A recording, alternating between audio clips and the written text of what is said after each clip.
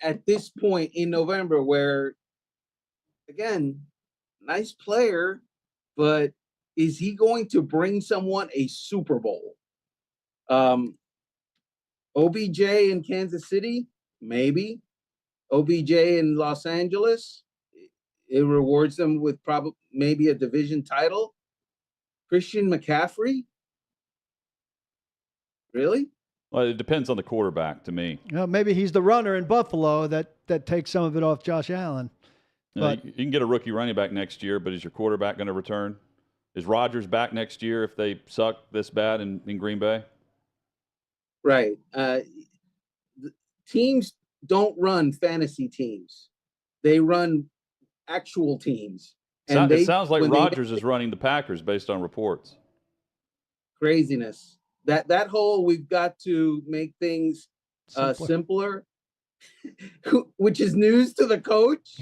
He's telling reporters we've got to simplify the offense, but he hasn't told anybody else. And how about this on the podcast? He's saying that he's talked with Gutekunst, their GM, about making some moves at the deadline. Rodgers, like that was like the cardinal sin if they ever spoke. They weren't allowed to look each other in the eye in the hallway. His visits with McAfee are therapy sessions every week. Yeah. It's great. He's just thinking out loud on that show. It's terrific. You are aware that the AP voter who last year decided that he wasn't going to vote for Aaron Rodgers based on he's a bad guy because he didn't take the vax. That guy got booted. So, Armando, after 2 weeks of the season, I completely wrote off the AFC South, and apparently that's a mistake because now this weekend, the marquee game in the NFL is the only game featuring two teams the winning record. Shockingly, two teams in the AFC South. The Titans hosting the Colts is the lone game featuring two teams the winning record in the NFL. Help me out of this. How is this the only game featuring two teams the winning record? And what do you think about this battle in the AFC South? I think it's gargantuan. I think it's enormous. This is going to be epic. Yes. Or maybe it tells us that we overreacted early on with the Titans relative to the division. Okay, I don't think anybody overreacted to the Titans relative to the playoffs. They're not going anywhere in the playoffs. I'm sorry. I'm sorry, Paul. No, don't be sorry. You're dead on. No one in the division will. Right. And so it's going to be an interesting game. One thing I found out at the owners' meetings, I'm just spilling guts here. So the Colts got rid of Carson Wentz after last season, right? After they went and lost to Jacksonville, was eliminated from the playoffs. And of course, they decided we're moving on from Carson Wentz. And it looked bad for Frank Reich because Frank Reich had coached Carson Wentz in Philadelphia and had been big on bringing him to Indianapolis to be, his quarterback again after their, unified success in Philadelphia. Everybody thought, well, Frank Reich, after 1 year, he dipped on Carson Wentz. Someone told me that wasn't the case, that it wasn't Frank Reich who dipped on Carson Wentz, that it was, in fact, ownership, Jim Irsay, who no longer wanted Carson Wentz as his quarterback. So Reich would have kept him, you're saying? That's exactly what I'm saying. Thank you for helping me there, Jonathan. More indictment. Well, now he's finally got Ryan throwing the football well. Well, I say finally. They did it for one game. That was different. We haven't seen that yet. They protected their quarterback for the first time, and he threw for nearly 400 yards. We'll see what happens at Nissan Stadium on Sunday. Armando, thank you as always. Look forward to the weekend coverage, and we always look forward to this visit with you. Thank you. My pleasure. All right, there's Armando Salguero joining us there from New York. Coming up, we'll switch gears. In about 15 minutes, Michael McKenry will join us. We'll talk Major League Baseball and the playoffs, and we'll dive into the numbers. We'll also ask about the Atlanta Braves, their young core, and his thoughts on where they're headed now.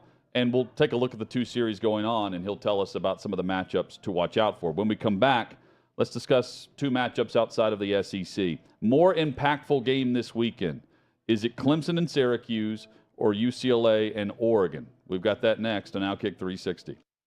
Hey, I'm David Hookstead, host of American Joyride, a podcast where we shine a spotlight on patriotism and American exceptionalism. Take a look. This is something, again, that I really like to ask military guys because I feel like they have unique perspectives, sometimes that surprise people. But most importantly, in my opinion, anyone who's sacrificed on any level tends to be very grateful, or more grateful than just your average person. So when you hear people maybe say that America is a terrible place or that we're an evil country full of evil people, do you kind of cringe when you hear that? Like, what's your reaction when you turn on the news and it's just nonstop negativity around the clock about how awful this place is? Well, I actually don't turn on the news anymore because of that. Smart. It's one, not true.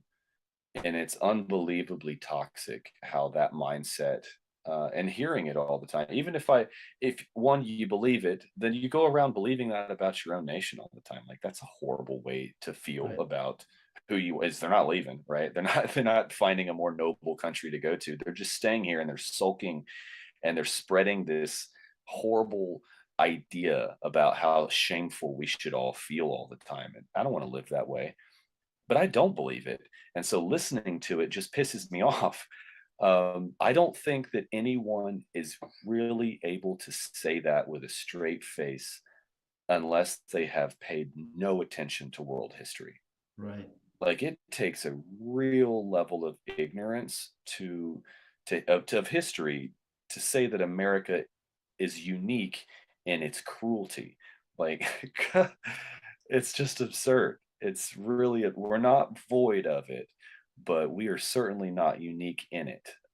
I went on a bender around the time I went to Naked and Afraid because I felt like I could use these books to harness a better perspective and get me through the suffering that I anticipated. And they were recommendations by Jordan Peterson, who I like to, listen to a lot of the things he says. He's a very interesting person as well. But I read The Gulag Archipelago. I read Mao's Famine, Unit 731. The old Japanese torture unit. Oh, yeah. I read The Making of, what was it? It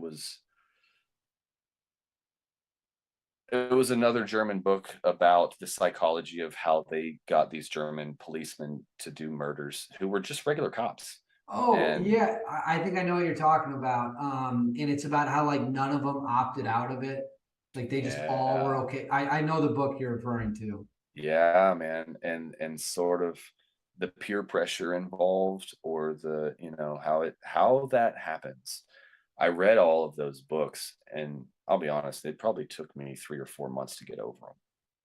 Like, Unit 731 with the Japanese torture camps was specifically difficult. The rape of Nanking, that was another one. Holy hell. Like, how could you look at America and honestly believe, like, yes, we had slavery, but slavery was brought here because it was everywhere else, right? Like, this was the place everyone was going. We didn't invent it here, but we did get rid of it. And we killed a whole lot of people to do that. And I think that the people that say that, one, are either trying to be trendy and different, and they just don't understand what the hell they're saying. Make sure to catch every single episode of American Joyride at OutKick.com.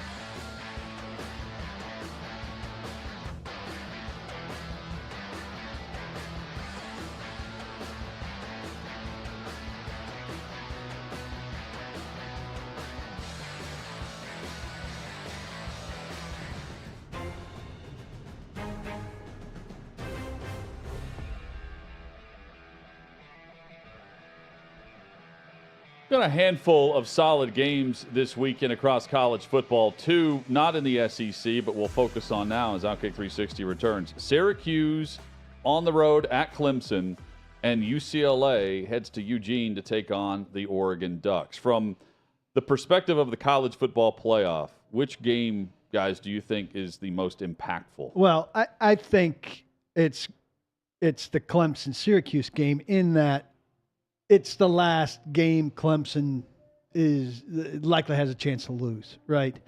I don't think they're going to lose it, but if they lose it, it knocks them out of the picture. If they win it, they probably win at Notre Dame. Then they have Louisville, Miami, South Carolina. I think they win those games, and they're right there in the national championship picture. UCLA still hosts USC on November 19th, which is a very dangerous game. So they've got another game that is a danger to them in terms of being undefeated. This is one where I wish I knew the results of these games before I answered this question. And I think UCLA has another danger game in the championship game of the big Pac-12. Sorry. Because I say that because Sorry, if Syracuse were to beat Clemson, then that would obviously be an impactful game for Syracuse, Clemson, and the ACC. And if UCLA loses, I think Oregon winning at home as a 6-point favorite is not going to be a good thing for the Pac-12. Because right now, the best shot at an undefeated champion, the only shot really, is UCLA. If they go to Oregon and win and then beat USC later in the year, I don't know how the Pac-12, it's going to be a lot more difficult, a one-loss Pac-12 champion. A lot can happen, but to get into that 14 playoff. Undefeated Pac-12 champion absolutely goes. Clemson, if they win on Saturday, they have a bye week. They go to Notre Dame. That's pretty much it.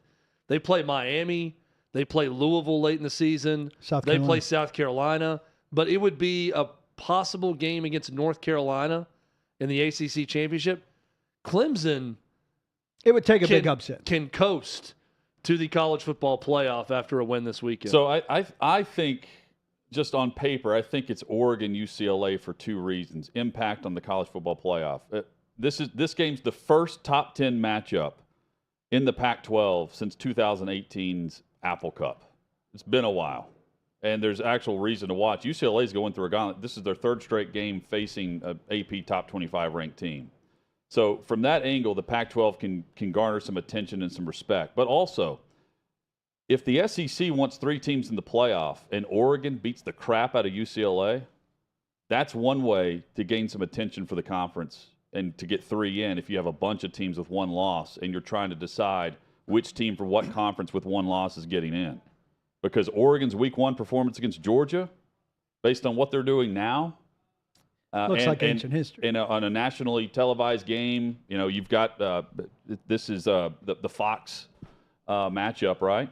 No, this is College Game Day, excuse me. College Game Day's there, but it's on, I've got it right here. I mean, again, the game is going to be played on Fox. Yeah, okay, 3:30 Eastern Fox. Yeah. Syracuse, Clemson, by the way, noon Eastern on ABC, so you get the doubleheader there, just switch. I think the impact for a lot of other teams comes down to if Oregon wins this game against UCLA. Clemson, Syracuse, I'm like you. If we know Syracuse is winning, I don't think they're winning this game, right? Yeah, if Syracuse were to win, then my answer would change on most impactful. Yeah. But I think Clemson wins, and then they just continue to march through the ACC. And right now, Clemson, to me, is the most likely lock for a college football playoff spot, just given their schedule from here on out. UCLA and Oregon feature the top 2 quarterbacks based on stats in the conference. That's going to be a fun game. Fun guest next. Michael McKenry, we talk MLB playoffs.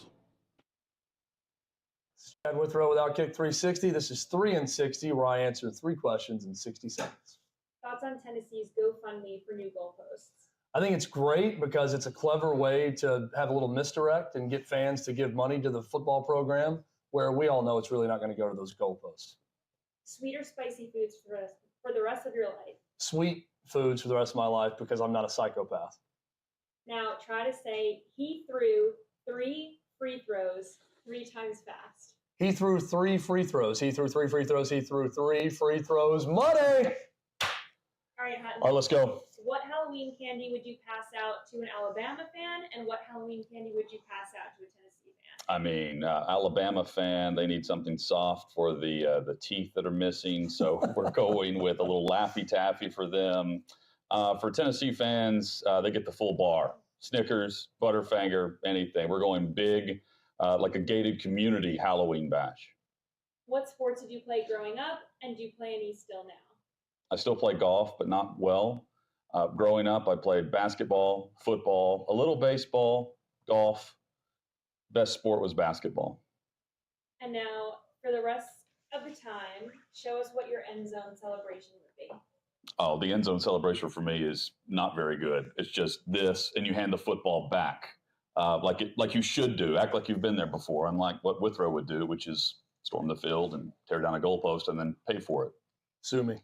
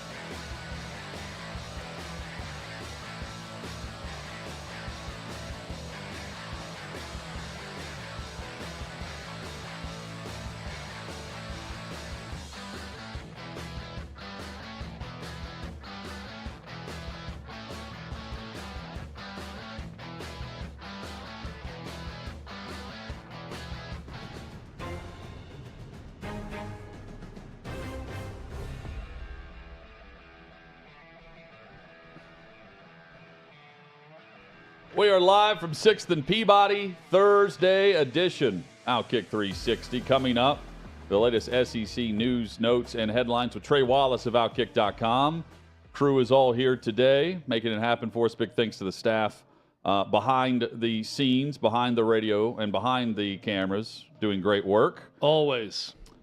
We are right in the thick of all things sports. We got everything going on this time of year. Major League Baseball in full swing for the postseason, ALCS. Hutton was NLCS. all into hockey openers last night.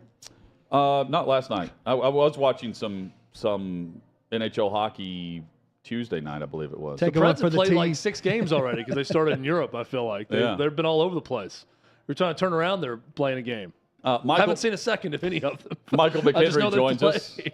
analyst for the Pittsburgh Pirates, among other great work that he does for the Major League Baseball channels. Michael, how are you, man? I'm doing well. How are you guys? You guys are having a little fun this morning, huh? Or Always. this afternoon? Yeah, we're trying to get after it over here. Are you moved? Did you get everything moved out last week? Does that ever stop? Honestly, like I feel like it just keeps coming. I mean, from every direction, it's just coming at me. Is that a couch behind you or a piece of art? Painting or an Afghan? I'm actually in a playland. Oh, No joke. I'm Okay. in a playland. I'm in my apartment that I stay at during the season. Couldn't find a quiet place. I'm in a playland. Look, I even got a little guy over here. Look at this guy. Oh, that's terrific. Now it all makes sense. It's like one of those paintings where you start really in close and then work your way out. Now I get a sense of the space and where you are right now, Michael. It all is coming together. So I'm of the I'm kind of opinion. like Billy Madison. Let's be honest. That's what I am. I'm just like Billy Madison. Do you also works. have a jet It ski fits. in your pool that you ride around on Absolutely. like Billy Madison? Absolutely. Yeah. Tell me if I'm on Eastbound the and down, baby. tell me if I'm on the right track with the Yankees. I think that they, as much as anybody, map out their plan in advance, and then too frequently do not let the game adjust their plan. Clark Schmidt was coming in second last night, no matter what. And that shouldn't have been the case when Tyone pitched a good game and had him there with Verlander, even though Verlander was throwing great. But they were in the game and into the fifth inning thanks to what Tyone had done. But Schmidt is not equipped in that situation to be the next guy in line. They stuck with him anyway because it was their plan coming into the game, and they probably thought they were going to be behind. Well, before we get to that new school approach, think about that idea of the old school, just having some feel, some understanding. You want to get to that middle of the road bullpen, right? Always want to try to do that if you can. The reality of it is that's exactly what happened for the Astros. They take Taillon out, who's one of the toughest dudes I know. He's been through cancer, 2 Tommy Johns, a lot of different things.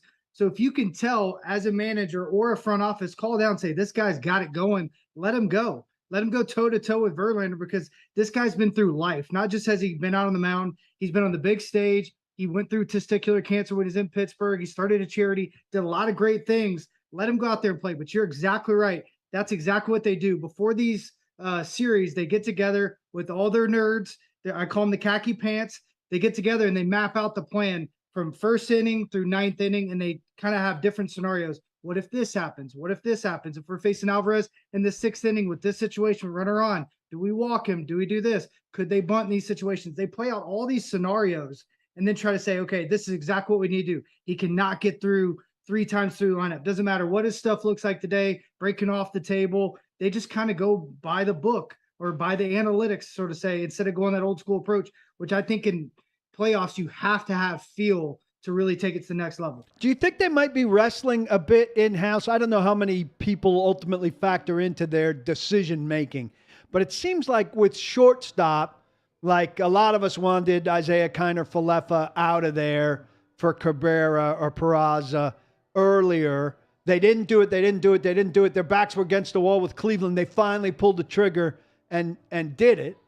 Now they've undone it, but it seems like there might be a little bit of a wrestling match going on there, awfully late in the game for it. But you think there's some tug of war going on? Absolutely, especially when you think about what the media does. They kind of throw this atomic bomb on top of the Yankees and say, hey, what's going on? Why isn't this guy doing this? What's going on here? And they have availability to all these analytics. So, yes, I think in-house they're having some issues figuring out what's the best scenario. And a lot of times you have a bunch of yes men saying, yeah, that's a great idea, or they have a better idea, but they never ask the questions or ask the tough questions. And the best teams that I've been around, the best coaches, the best front offices are willing to take a little bit of humble pie and say, yeah, you're right. Maybe we can look at this a little bit different. Maybe we can do some things a little bit different, but take those challenges in. That's how you're really going to win. That's the difference, in my opinion, than the Astros to the Yankees. You have the old school manager, Dusty Baker, looking at it from, hey, I'm going to look at it from this entire big picture approach, have feel, understand it, but I'm going to take these analytics and I'm going to push back some. You know, he's been fired a couple different times, standing up for his guys, standing up for his players. And that's what happens throughout the league. They kind of want you to fall in line. But if you do, sometimes you're going to win and lose based on somebody's approach way above, not on the field. Michael McKenry, our guest, former Major League Baseball catcher. We'll tie in both series with this discussion. Throughout the playoffs, home runs, they've accounted for almost 45% of the runs scored in the postseason. That's up 7% from a year ago. What do you point to on that? Is that just simply luck of the draw on lineups and some stout hitters throughout, or is it more about the pitching location so far? It really is the game in general. I mean, if you look at how the game's built, you look at the Yankees, you look at the Astros. Astros are built a little bit different, but the Yankees, they literally beat Cleveland with 9 home runs. Cleveland out-hit them. They were on base more often. Everything they did was better in baseball terms, minus being able to hit the ball of the yard. They hit 9 homers. Cleveland hit 2. So who wins the series? Obviously the team that hits the home runs. If you can walk, get on base, and get on base in front of Judge, Stanton, and Rizzo, you're going to be doing some good things. The problem is you're going to live and die by it. You're going to ride that roller coaster. I mean, Paul, you felt the horror all year long with Joey Gallo, who's a great player. I played with him, but he's a guy that's going to go all the way up, all the way down, all the way up, all the way down. If he's not walking, it feels like it's always down, even if he hits 30 home runs. But that's where the game is.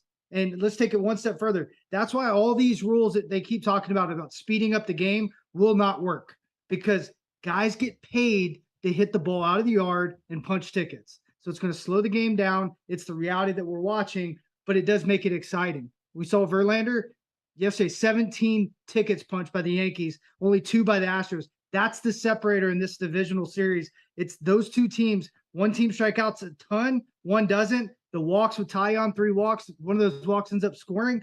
So that's going to be the difference. Those little bitty things, putting the ball in play, that's what's going to be the separator, because they have those guys that can also hit the ball of the yard. But if you can put a little bit of traffic on, those 2-run home runs will really hurt you. Solo home runs, maybe not as much. I didn't see a lot of all the way up from Gallo. Let's go back to Cleveland. Let's go back to Cleveland for a second. I mean, I understand they're about getting on base, but how do you build around a team that gets on base with like slow rollers and bloops? Like, how do you go to the ballpark every day counting on hitting the ball softly enough that somebody can't throw you out, or hitting the ball softly enough that it falls between the shortstop and the left fielder? I'm just confused as to how they could sustain that for so long, so effectively. Their pitching, honestly. I mean, the only reason they were where they were is because they played good defense, but their pitching was just phenomenal. Their starting pitcher was awesome, and their bullpen, if you could get it to that bullpen, it was amazing. So it's not sustainable.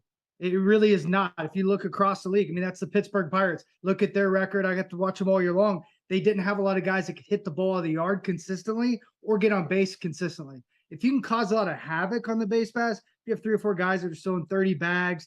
You have balls kind of going all over the place like a snowball fight. That's a bonus, but that's not the way the league's set up. That's not the way Cleveland did it. So, yeah, I don't think it's sustainable. I think you're going to see them grow, get better, and probably put a little bit more power right in the middle of their lineup. But once again, they're a team that doesn't strike out a lot. If you're striking out a lot doing those slow rollers, that's a problem. But you're forcing these teams to make plays, it's always a bonus. And that's exactly what they did. They forced the other team, like the Yankees, to make plays. And if they didn't, they got punished for it because they'd be on second base, base hit, run scores. But the Yankees, obviously being the Yankees, big boppers, boom, 3-run homer, it changes everything. Michael, let's do a little post-mortem on the Braves season as they go down to the Phillies. It's a team that certainly doesn't feel like that was their last opportunity to get back to a World Series and win one. We've talked about their core being locked up for a while, but what is next for this team? We know it's going to change, and something's going to happen, even if it's just a little tweak here or there. What do you see this team needing going into next season? Not much. A healthy Acuna Jr. is going to really help. I mean, I had ACL surgery in 2020, trying to dunk on my nephew. Not a good idea when you're 35 years old. You know, you prepare all year, try to dunk on your nephew during Christmas basketball game. Not a smart idea. I tried that, tore my ACL. But once he's back, I mean, he came back a little early. You could see the remnants, especially in his swing. He wasn't able to really dig into the ground, and everything comes from the ground when you're swinging. So the ability to have him back going full throttle. I know he ran well, but what most people don't understand, running's not as much the issue as really twisting against that knee, really using the ground force to really work that kinetic chain and get that barrel head going. So having him back healthy, and they're going to also get some of their young arms that are going to be back healthy and free and back in the mix. And then Charlie Morton's coming back. I feel like he's more of a leader than anything else, but he's also going to be an anchor at that bullpen, a guy that's going to save, the starting rotation that's going to save that bullpen throughout the year. So I don't think they're going to need much. I think Jansen's going to be gone. I think they'll bring back Craig Kimbrell is my hope and let him retire there. I think he'll have a huge year to finish out his career. and we'll see what happens. I think they'll be right in the thick of it, and I think they'll push back on that division and possibly win another World Series next year. Hey, one of those young arms, Mike Soroka, had the Achilles injury. I mean, it's been an awful go for him physically the last couple of years. Hasn't been able to do anything. When do you start to get curious about a guy's future at all at that point when you have these injuries stacking up on each other like Soroka's had? I think you can look at Charlie Morton. He's a friend of mine, so I can actually use him. He had 2 hips. He had all types of things going on with him. He ended up pitching through a bunch of it. I think the biggest thing with Soroka is a young kid.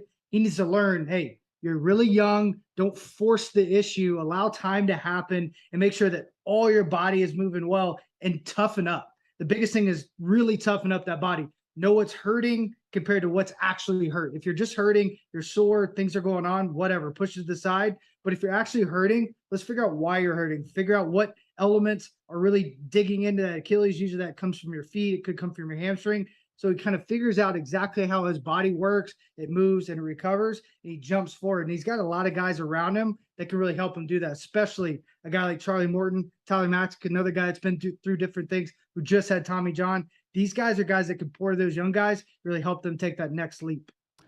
The NLCS heads back to Philly now. Series tied 1-1. Bryce Harper and Manny Machado, 2 talents swinging the bat very well. Harper's got an extra base hit now in 7 straight postseason games. Machado, we saw what happened yesterday with how he's swinging the bat, and in the previous series as well. What do you make of these 2 guys, and does one of these guys determine the series?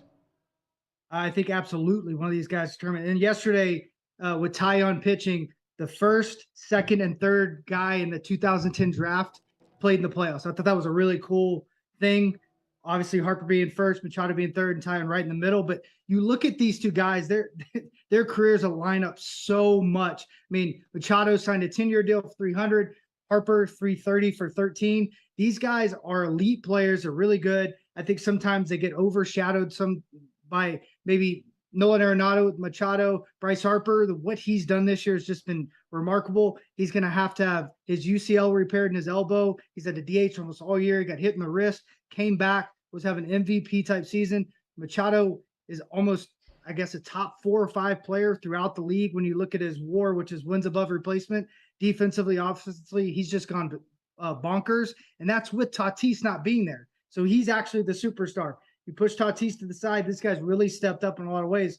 So these 2 guys, whether they're hitting homers, driving balls in the gap, whatever they're doing, they're affecting the game just showing up. So it's the attitude they bring, the character they bring on a daily basis is what's really going to determine, in my opinion, the entire series. Because if these guys show up, they're ready to go. We've seen Harper after the Schwarber homer the other day, just mouth open, absolutely ecstatic for his guys. That's what it's going to take. That's what's going to take you to the next level. We saw Machado not get a timeout yesterday from the umpire and be very upset about it after he struck out.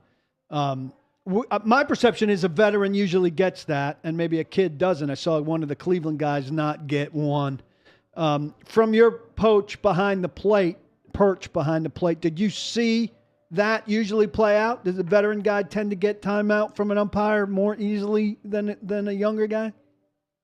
Absolutely, but guys have, I guess, rumors around about the league. Machado's really tough on umpires. Yeah. You know, Harper's been tough on umpires. Now, Harper's really grown up when it's come to umpires. When he argues now, it's usually some merit to it. But Machado's been really tough throughout his career. He's kind of got that swagger to him, and he'll let them have it. So wouldn't surprise me if that umpire is like, oh, I just didn't see it. My bad. And me being a catcher, what I would do, like, yeah, he didn't call time. That was way too late. No chance he called time right there. I'm playing right into it, just feeding that umpire exactly what he needs, because that's what I'm supposed to do back there. I'm supposed to be the in-between and make sure my guys are getting all the love. And their guys just kind of throw a little atomic bomb every now and then whenever I can.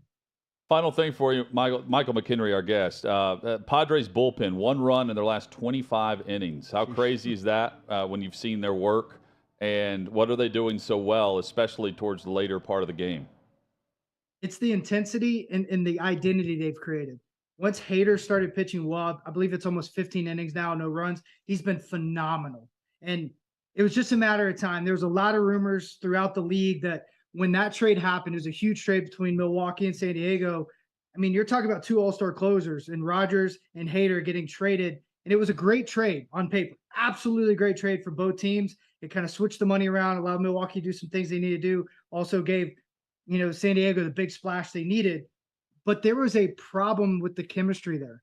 Hader was so comfortable. He came up with the Brewers. They loved him in the clubhouse. He obviously had some problems a couple years ago with his Twitter. They loved on him. They pushed him through. He felt like he was losing his family, as did both other teams. They really had a hard time with that. That affected his play. Whether people want to look at it that way or not, that affected him. But once he started going, that long hair blowing in the wind, the fastball at 100, the absolute nasty slider, and the trust he was created, and he got the feel of the dry air, game over. As soon as he was going to go, you knew that team was going to take off because he's going to set the tone wherever he's at. The intensity, the love he has for the game, and just his calm, simple, loving nature. He's just a country boy. He's a good dude, went out there and did his thing. That's what's made that bullpen go, and don't expect it to stop now. Once he gets going, it's hard to get him to stop. Follow Micheal on Twitter at @TheFortMcKenry, and AT&T Sportsnet is where you can find him during the baseball season. You can find him weekly with us throughout the postseason. Great to have you back on, man, and now you can get back to the playroom. I will. I'm going to go over here and play in the slide. You can jump in the balls. You can unmute Dora the Explorer now and get back to that. Go right ahead. When you go down the slide, do not tear the ACL again. Fair enough. I was watching Bob the Builder, but Dora Explorer. They both maybe play. Second favorite. That tracks. They're both on in my house. I love it. Thank you, man. Thanks, appreciate you. All right. There's Micheal McKenry. Great chat there, and looking forward to these games as they continue through the series. Looking forward to our chat coming up on all things SEC with Trey Wallace of OutKick.com. He's next on OutKick 360.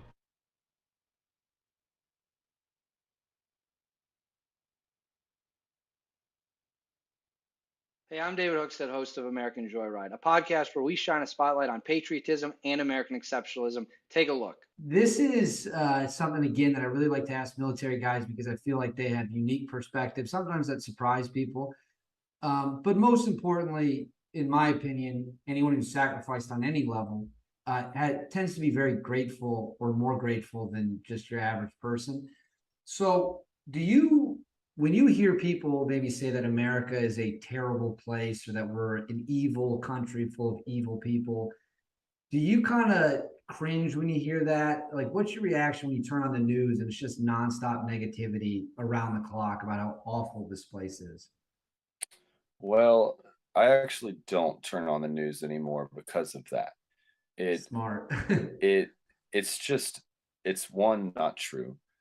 And it's unbelievably toxic how that mindset, and hearing it all the time. Even if one, you believe it, then you go around believing that about your own nation all the time. Like, that's a horrible way to feel about who you is. They're not leaving, right? They're not finding a more noble country to go to. They're just staying here, and they're sulking, and they're spreading this horrible idea about how shameful we should all feel all the time. And I don't want to live that way, but I don't believe it. And so listening to it just pisses me off. I don't think that anyone is really able to say that with a straight face unless they have paid no attention to world history. Right. Like, it takes a real level of ignorance of history to say that America is unique in its cruelty. Like, it's just absurd. It's really, we're not void of it, but we are certainly not unique in it. I went on a bender around the time I went to Naked and Afraid because I felt like I could use these books to harness a better perspective and get me through the suffering that I anticipated. And they were recommendations by Jordan Peterson, who I like to, listen to a lot of the things he says. He's a very interesting person as well. But I read The Gulag Archipelago. I read Mao's Famine, Unit 731. The old Japanese torture unit. Oh, yeah. I read The Making of, what was it? It was another German book about the psychology of how they got these German policemen to do murders who were just regular cops. Oh, yeah. I think I know what you're talking about. And it's about how, like, none of them opted out of it. Like they just all were okay. I know the book you're referring to. Yeah, man. And sort of the peer pressure involved, or the, how that happens. I read all of those books, and I'll be honest, it probably took me 3 or 4 months to get over them. Like Unit 731 with the Japanese torture camps was specifically difficult. The rape of Nanking, that was another one. Holy hell. Like, how could you look at America and honestly believe, like, yes, we had slavery, but slavery was brought here because it was everywhere else, right? Like, this was the place everyone was going. We didn't invent it here, but we did get rid of it. And we killed a whole lot of people to do that. And I think that the people that say that, one, are either trying to be trendy and different, and they just don't understand what the hell they're saying. Make sure to catch every single episode of American Joyride at OutKick.com.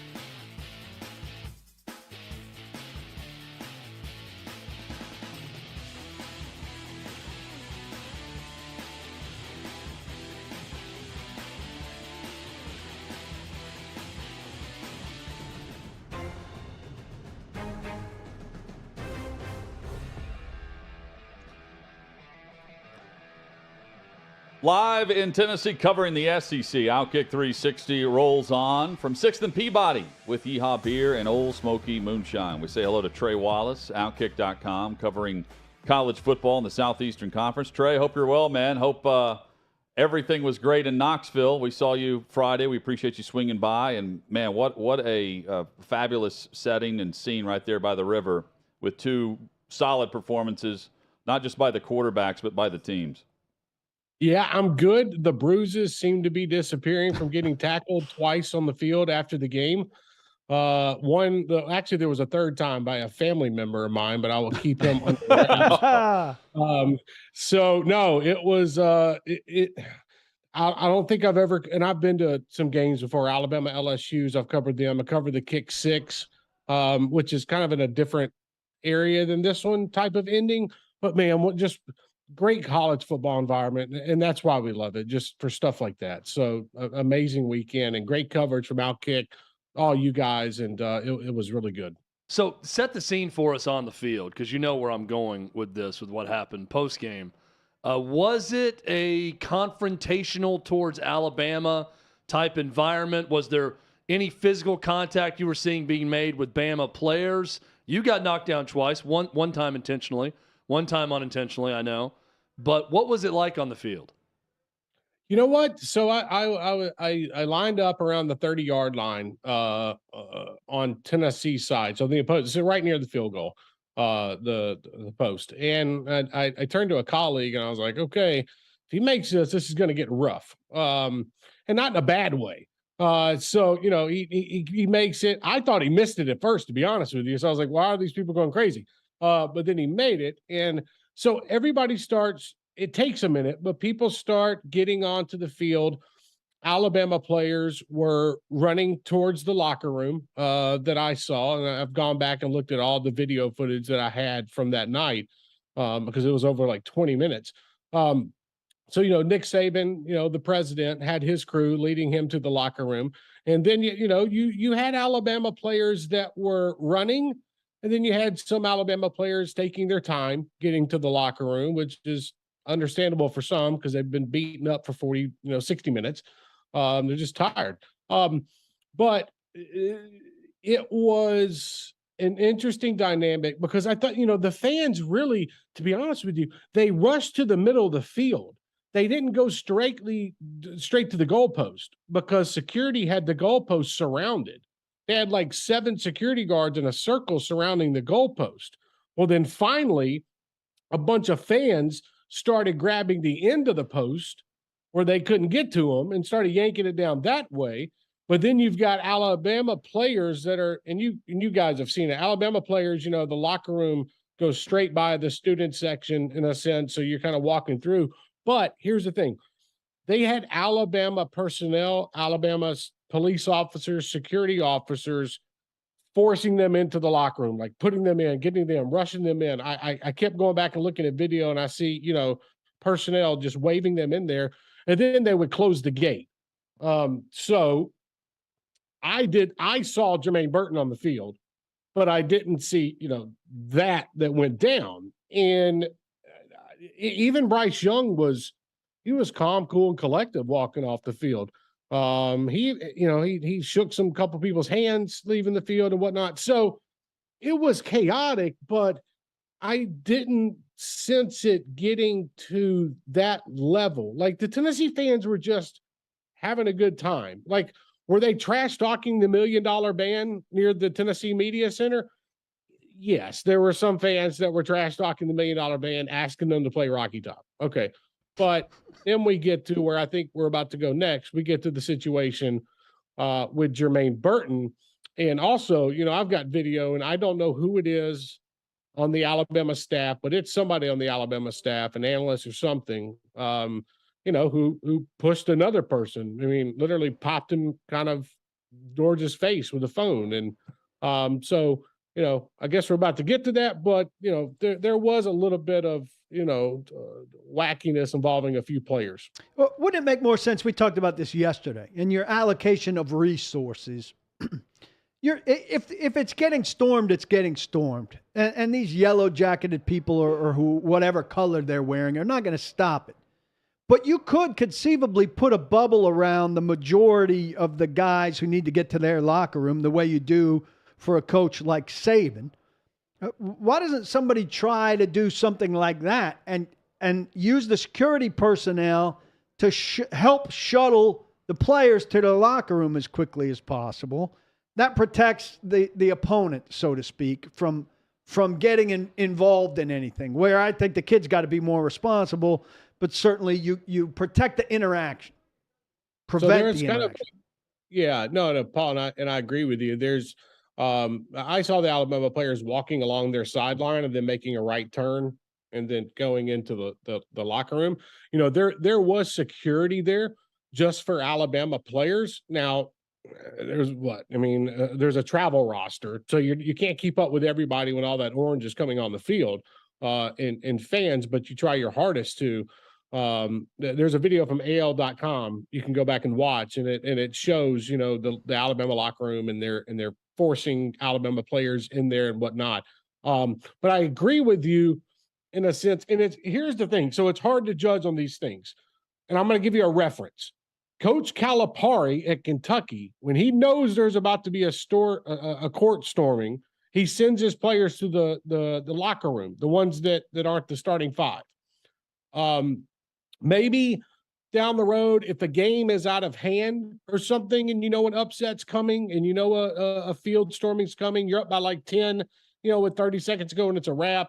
Maybe you send some players to the locker room to kind of maybe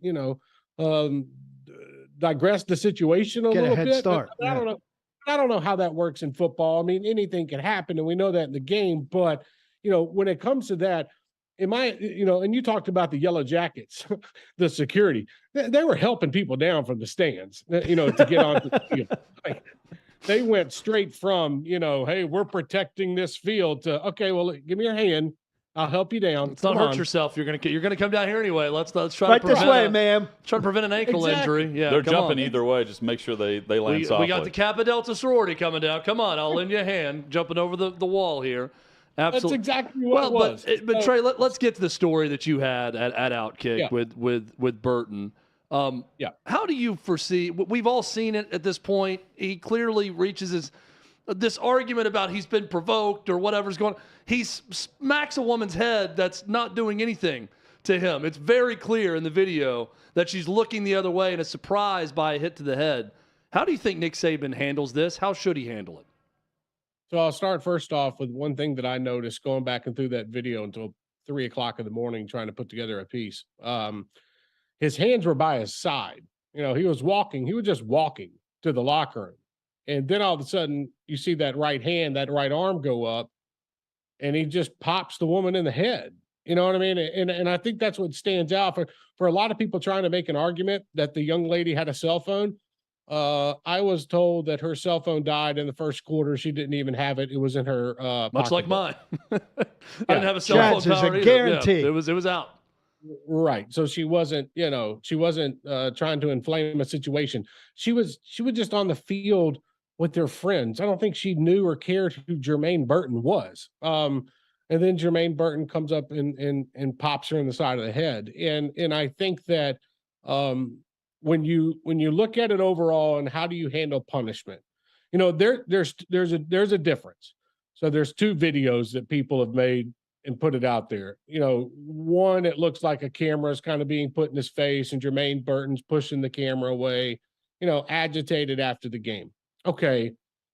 I kind of understand that part. Like, it didn't look like he hit the guy in the face or anything like that. It looks like he pushed the camera away. But this instance where he just is walking to the locker room and nobody's bothering him, by the way. Like, if you look at it, he's probably got 3 feet of nobody around him. And then the girl comes into picture and he hits her upside the head. I think when it comes to Nick Saban, look, he handles discipline internally. We know that. We've seen these cases in the past. If a player is arrested or does something on the field or academics or whatnot, he won't show his hand. And he's not probably going to show his hand until Saturday afternoon, when Jermaine Burton, in my opinion, will not be on the field for the game. And there's a big difference here too. Like, I know some people have said, well, if she doesn't press charges or if nobody presses charges against Burton, then he should be good to go and he should be fine. No, it's not. A university has to take it up upon themselves to handle discipline in these sort of circumstances, because the young lady, she might just want to go on with her life and maybe didn't realize how big this video was going to be when she posted it, and didn't expect it to blow up the way that it did, which is where I'm going with that. And overall, I think Alabama, they have to send some kind of statement, because if they don't, then the SEC will. And I think that's the kicker in all of this, is that, if Nick Saban, and look, Nick Saban is talking to Greg Sankey or anybody, just like any head coach would, and talking about, okay, look, this is what we're going to do. We know this is a horrible look. He should not have done that. But one thing that stands out to me that I do find interesting is that we posted this story Tuesday. The video came out Tuesday. I have not seen an apology from Jermaine Burton on the incident. And I think that is the interesting part of all of this, is that if Alabama is going to take this thing full on and say that he did it, or they're collecting information or whatnot, the easiest thing to do would be for Jermaine Burton to say, look, I am sorry. My emotions got the best of me that day. I do not condone hitting women in any form or fashion. I hope you can accept my apology. I'll take any kind of punishment that comes my way. Trey Wallace, our guest from OutKick.com. Trey, which Will Rogers shows up on Saturday against Alabama for Mississippi State? And can Zach Arnett come up with a plan for Jahmyr Gibbs in the run game? I mean, goodness gracious. They had the perfect game, set up for them without Will Levis at Kentucky, and they just blew it. It just, Mississippi State just confuses me. Will Rogers is a good quarterback. He really is. He can sling the football around, and if they try to game plan up with it, that's fine. Possessions were hard to come by because Kentucky just ran the ball with Chris Rodriguez for like 195 yards. I think Will Rogers can be a guy that can go in there, and if Mike Leach goes back and looks at the tape of the Tennessee game and says, you know what, screw it. We're just going to have our wide receivers try to beat their safeties down the field, and we're going to kind of scheme against them in the middle. If he airs it out, I think they can have success, because what we realized during the Alabama-Tennessee game is how good Alabama's defense for all these years and whatnot, and how good they are with Dallas Turner and Will Anderson. They're slow in the secondary and at the safety spot. And that's something that if you're Mike Leach, you got to take advantage of if you think you're going to be in this ball game come midway through the third quarter. So, and Jonathan, you asked too, how does Arnett handle Jahmyr Gibbs? I mean, good luck, because Jahmyr Gibbs can hit you in so many ways, out of the backfield, in the receiving department as well. It's almost like, who are you going to put a spy on? Is it Gibbs or is it Bryce Young? So I think that's where you kind of have to go with it from there. All right, let's go for about a minute of the next three here, and we'll go rapid fire. LSU hosting Ole Miss. The Rebels, the first big test for them on the road comes in Baton Rouge. And the question I have about this matchup is, last week for LSU just kind of a one-off, or is this the LSU Tigers offense about to hit their stride, starting to hit their stride? I think if LSU runs the football like they did last week, I think if Jaden Daniels passes the football like he did last week against Florida, then LSU is going to have a darn strong chance against Ole Miss on Saturday. I do. I think so. This could be one of those games where Lane Kiffin walks into Death Valley and walks out with a loss. I think, honestly, I think Ole Miss is so talented on offense with Jackson Dart, Zach Evans. They've got defense, Jonathan Mingo. It's going to be very difficult for LSU, but I'm to answer it real clearly, I'm very interested to see if this is the LSU team at home we see against Tennessee, or is this an LSU team that we see rejuvenated after that big win, in my opinion, down in Gainesville. Texas A&M at South Carolina on Saturday night. I think, Trey, a huge opportunity for Spencer Rattler to show something against a really good defense in the SEC, something he has not done yet, quite frankly. What do you think about this chance for South Carolina to get a big home win against A&M? A&M, by the way, a 3-point road favorite in this game. Yeah, by the way, I'm just going to go ahead and tell you guys now, I picked South Carolina to win this game 27-23. I think this is a Marshawn Lloyd, running back for South Carolina. It's been fantastic in recent weeks, going back to that Kentucky game. He ran the ball really well. I thought Spencer Rattler pass it around well enough to different receivers. He didn't focus on one. He kind of spread the love here. And here's the other thing too with Texas A&M.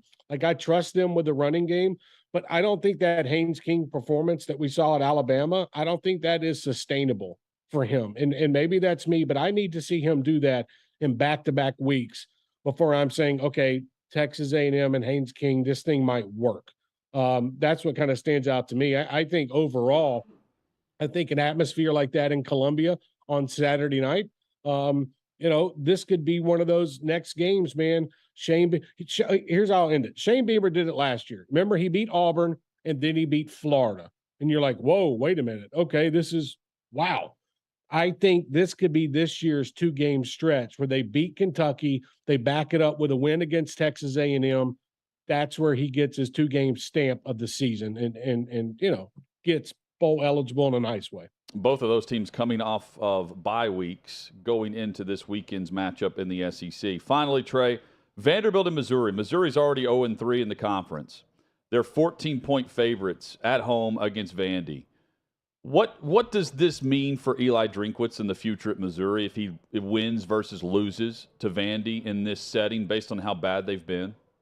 If he loses, you talk about people coming out with pitchforks against him for a team that had expectations of 6-7 wins, and I look, the Georgia game's not lost on me, but that was a team playing their best at the best time and Georgia just playing bad football. I think this is going to be rough if Clark Lee goes into Columbia and grabs that win, because people are going to be coming after Eli Drinkwitz in that job. I don't care what he's doing with recruiting.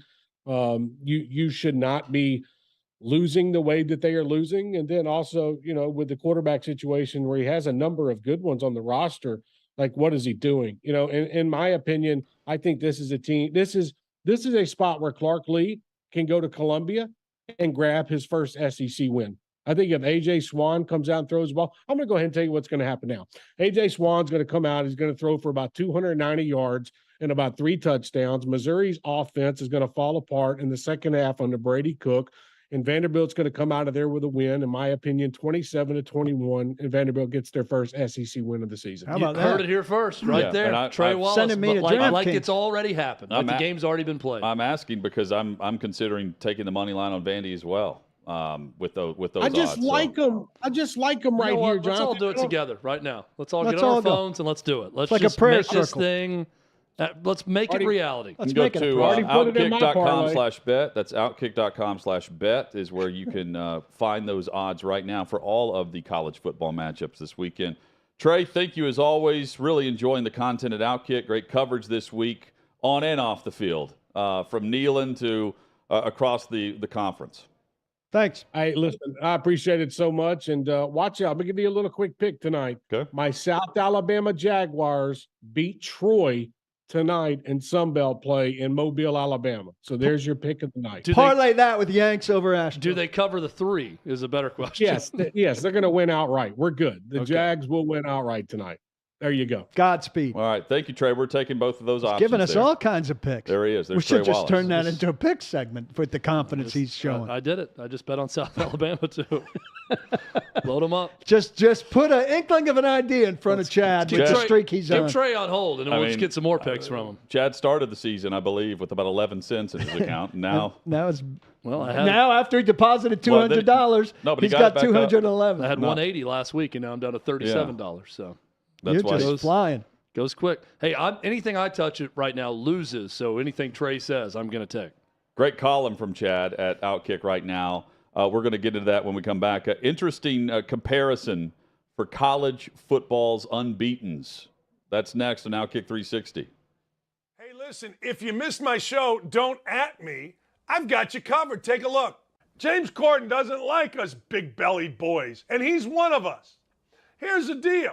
James Corden decides he allegedly makes overweight audience members sit in the back row to avoid cameras. Now, I got to tell you, in theory, I get it. Nobody wants to see this cheesing in the front row.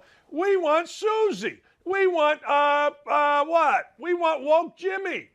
In shape, nice clothes. You want a slob like me sitting in the front row? No. But James Corden, baby, do yourself a favor. Look in the mirror. I got to look at this every day. I'm going to take a picture of what I got to look at every day for 2 hours, and I got to tell you, it ain't pretty. It ain't pretty. There it is. I'm going to smile. If I got to look at this in the front row every day, then damn it, James Corden should have to look at this in the front row every day. Damn it. I'll send a picture out on Twitter. Look, I get it. You think, what is Meghan Markle whining about, right? She's whining that when she got a job at Deal No Deal, she was a bimbo holding a briefcase. Well, let me ask you a question. What did you think the job was? Were you writing nuclear codes? Did you think the job was maybe going to win you a Pulitzer Prize? I don't know. Seems to me like you signed up for it. But let me ask you a question. You ever seen an ugly girl holding one of those attaché cases? No, of course not. Of course not. No. No. So you signed up to be the hot girl holding a bag. We get it. Well, same thing with James Corden, right? Hey, look, if you're going to have to sit there and watch that unfunny posse speak, you might as well be hot. Vermont has decided that they are going to let biological boys dress in women's locker rooms. That's apparently what a school district in Vermont has decided is okay. Caveat to this, the girls said, wait a second, we don't like it. But of course, in the world that we live in, women and children have become so marginalized that nobody in Vermont cares what the young ladies of this school think. They don't care. Of course they don't care. And the girls spoke out. So in an effort to be inclusive, which only means marginalize women, It always does. I mean, let's be honest. We can lie, we can say, we can do whatever, but it always does. The school district banned the girls from their own locker room so this biological male can dress in the locker room. As you can believe, people got mad.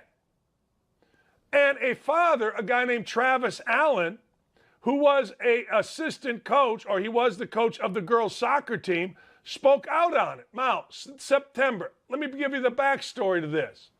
It's unbelievable. Several members of the girls' volleyball team at Randolph Union High School spoke out against the biological male using the locker room, saying the trans teammate made an inappropriate comment while they were changing. Action was taken, but not in favor of the now uncomfortable girls. The entire volleyball team was banned. Like, you know, if you're just a rational thinking person and you're the transgender kid, you know what you do? You say, all right, these girls I'll do something else. I know you're standing up for your rights and we're all supposed to applaud them. 9 to 11 Eastern time at OutKick.com.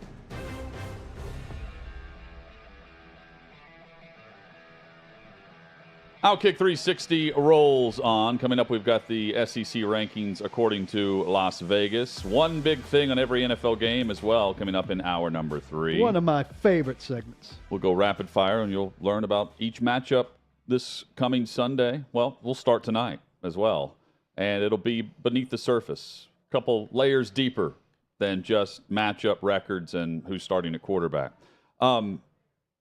Chad, I'd say you went a layer or two deep on the unbeatens across college football, taking a much different approach in how you would compare certain unbeatens to a certain extremely popular and awesome show. Well, I read a lot of college football stuff throughout the week, and I've noticed a couple of different rankings of here are the remaining unbeatens, here's their path to the champion, to the playoff, and we're going to group them in these tiers, or we'll give them a rating, right? 1 to 10 rating of how likely they can get to the college football playoff. And I said, I just don't want to do that because that feels too easy and like I'm just replicating what everyone else does. So I said, how can I be creative and do this? Okay, I will take the 9 remaining unbeaten college football teams and assign them a character from the show Yellowstone to give a depiction of their chances, where they are right now, who they are as a program. I'll give you guys one sampling if you will allow me. All this via OutKick.com and the QR code on the screen. If you're watching, you can scan that and check this out as well. You can read all this. OutKick.com right now, you're right. Yes, and definitely scan that QR code. Tennessee is Beth Dutton. Far and away, I would say, I don't know about the most popular, but the most known character from the show because she does a lot of crazy bleep. Speaking of bleep, this is what I wrote. Tennessee's offense is a bleep that no one wants to mess with. That bleep word starts with a B. I'll let you figure the rest out. Does that sound familiar? Beth Dutton is the most memorable part of every episode of Yellowstone, whether she's bathing nude outdoors in front of the entire ranch or using language that makes her father want to curl up in the fetal position and beg to get hit by 12 more bullets. The Vols have been the prettiest and most memorable thing about college football up to this point. A team that was picked third in the SEC East currently sits at third in the nation. They're averaging 46 points per game and are the only team in the country to average over 300 yards passing and 200 yards rushing per game. The numbers are staggering. Beth's numbers are also staggering. But with all of her bluster, Rip and her dad can expose the soft underbelly of vulnerability similar to what a competent passing attack does to Tennessee's secondary.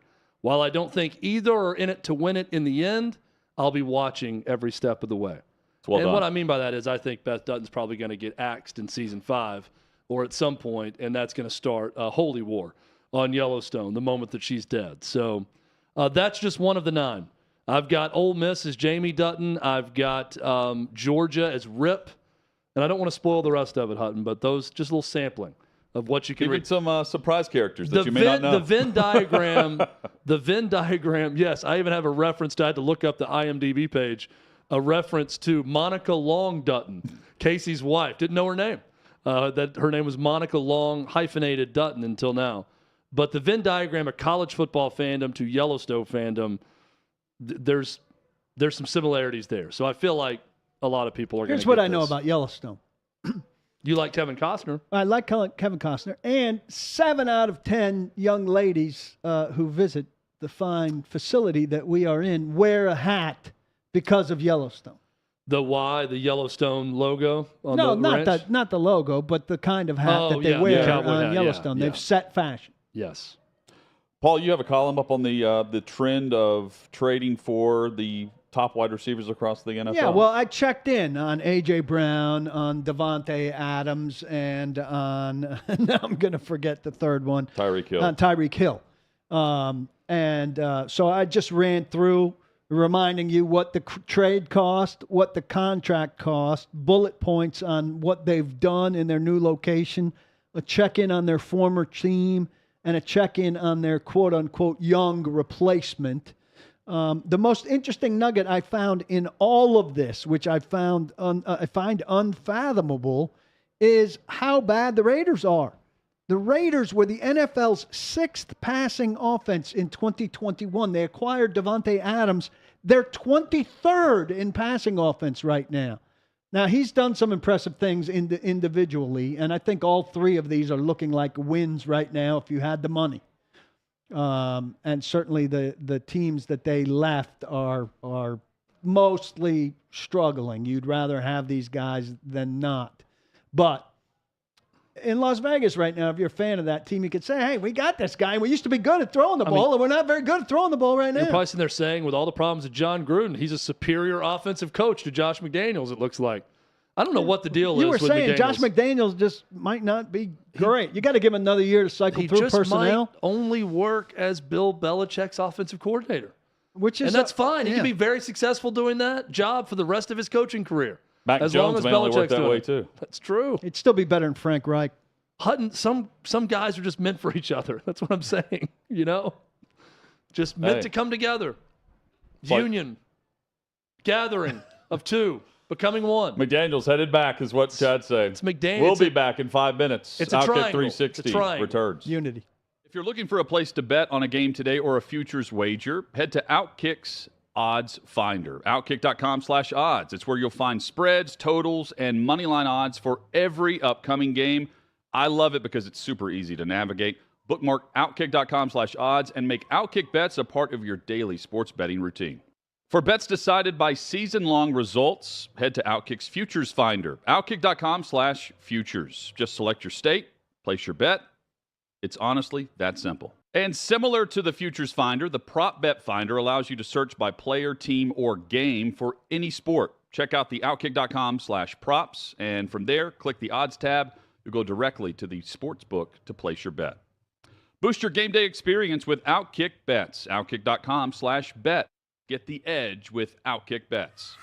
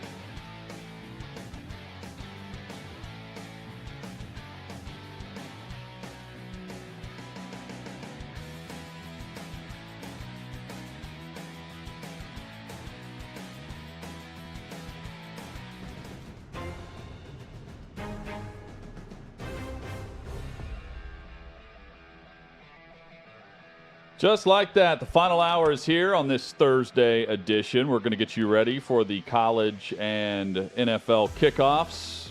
NFL kicks off tonight for Week 7 as the Cardinals host the Saints. We're at 6th and Peabody with Yeehaw Beer and Old Smoky Moonshine. Kick things off with some college football discussion. And each week on Thursday, we're taking a look at the Southeastern Conference, where they're ranked in the AP Top 25 compared to how Las Vegas views them on a neutral field, which is what you'll get on a bowl game or a college football playoff matchup. And you can see where there is value in how Vegas views a team, win or lose, compared to how the voters for the AP chime in and move teams around based on win or loss on any given week and all the musical chairs. really the top of the conference remains steady, Chad, as we take a look at this via philstill.com. And this is courtesy of Phil because this is behind a paywall. He's got every team ranked for the view of Las Vegas. He allows us to take a snapshot of the Southeastern Conference. Alabama, the highest ranked SEC team in Las Vegas based on a neutral field. They're at number 2. This is right now. This is after the loss. Georgia at 3 and Tennessee at 4. What do you make of the 3 schools from the top 10? Well, everyone's going to look at it and say, well, didn't Tennessee just beat Alabama? So why is Alabama ranked ahead of Tennessee? Well, again, this is if the teams played on a neutral site, who would be favored to win. And I believe that if Alabama and Tennessee played in a playoff or an SEC championship, Bama would be a 3 to 6 point favorite if they played this game again on a neutral field. I believe they would lose, however. And not in Atlanta. And they might. I believe they would be favored. Absolutely. It would divide the money. It would do all of those things. Maybe erasing that they just won. I think they would win. Well, also, Vegas doesn't necessarily like to be wrong like anyone else. They just had Alabama as a 10-point favorite, and Tennessee won the game outright. Yeah. So, I mean, the upsets happen. But no, there's no believing this or deny. This is it. This is a Vegas algorithm machine that's mathematically telling us this would be the prediction of what would happen if these teams met. Something that jumps out to me, Hutton, obviously those two, being Tennessee 4th, not 3rd. They're 3rd in the AP poll. Being behind Alabama, it's going to jump out to a lot. Doesn't really surprise me. 9 SEC teams in the top 25 of the Vegas rankings. Well, here's the biggest mover. Crazy. The biggest mover. Kentucky. Well, this week at AP top 25, you've got Mississippi State. They're ranked 24th. They're 10th. Yeah. Oh, the biggest difference for sure. Yeah. But the biggest movement from this poll compared to the AP is Mississippi State, despite the loss. The biggest difference, the biggest movement is Kentucky, who I believe a week ago was 34th. 37th. And then with a win, jumps all the way up to 23 with that win over Mississippi State. And the week prior to their loss to South Carolina, they were 21st. Why is Mississippi? So they've just gone back where they were. I understand that Ole Miss has not played a difficult schedule. Still feel like if you're going to be off by 1 here, I'd have Ole Miss ahead of Mississippi State.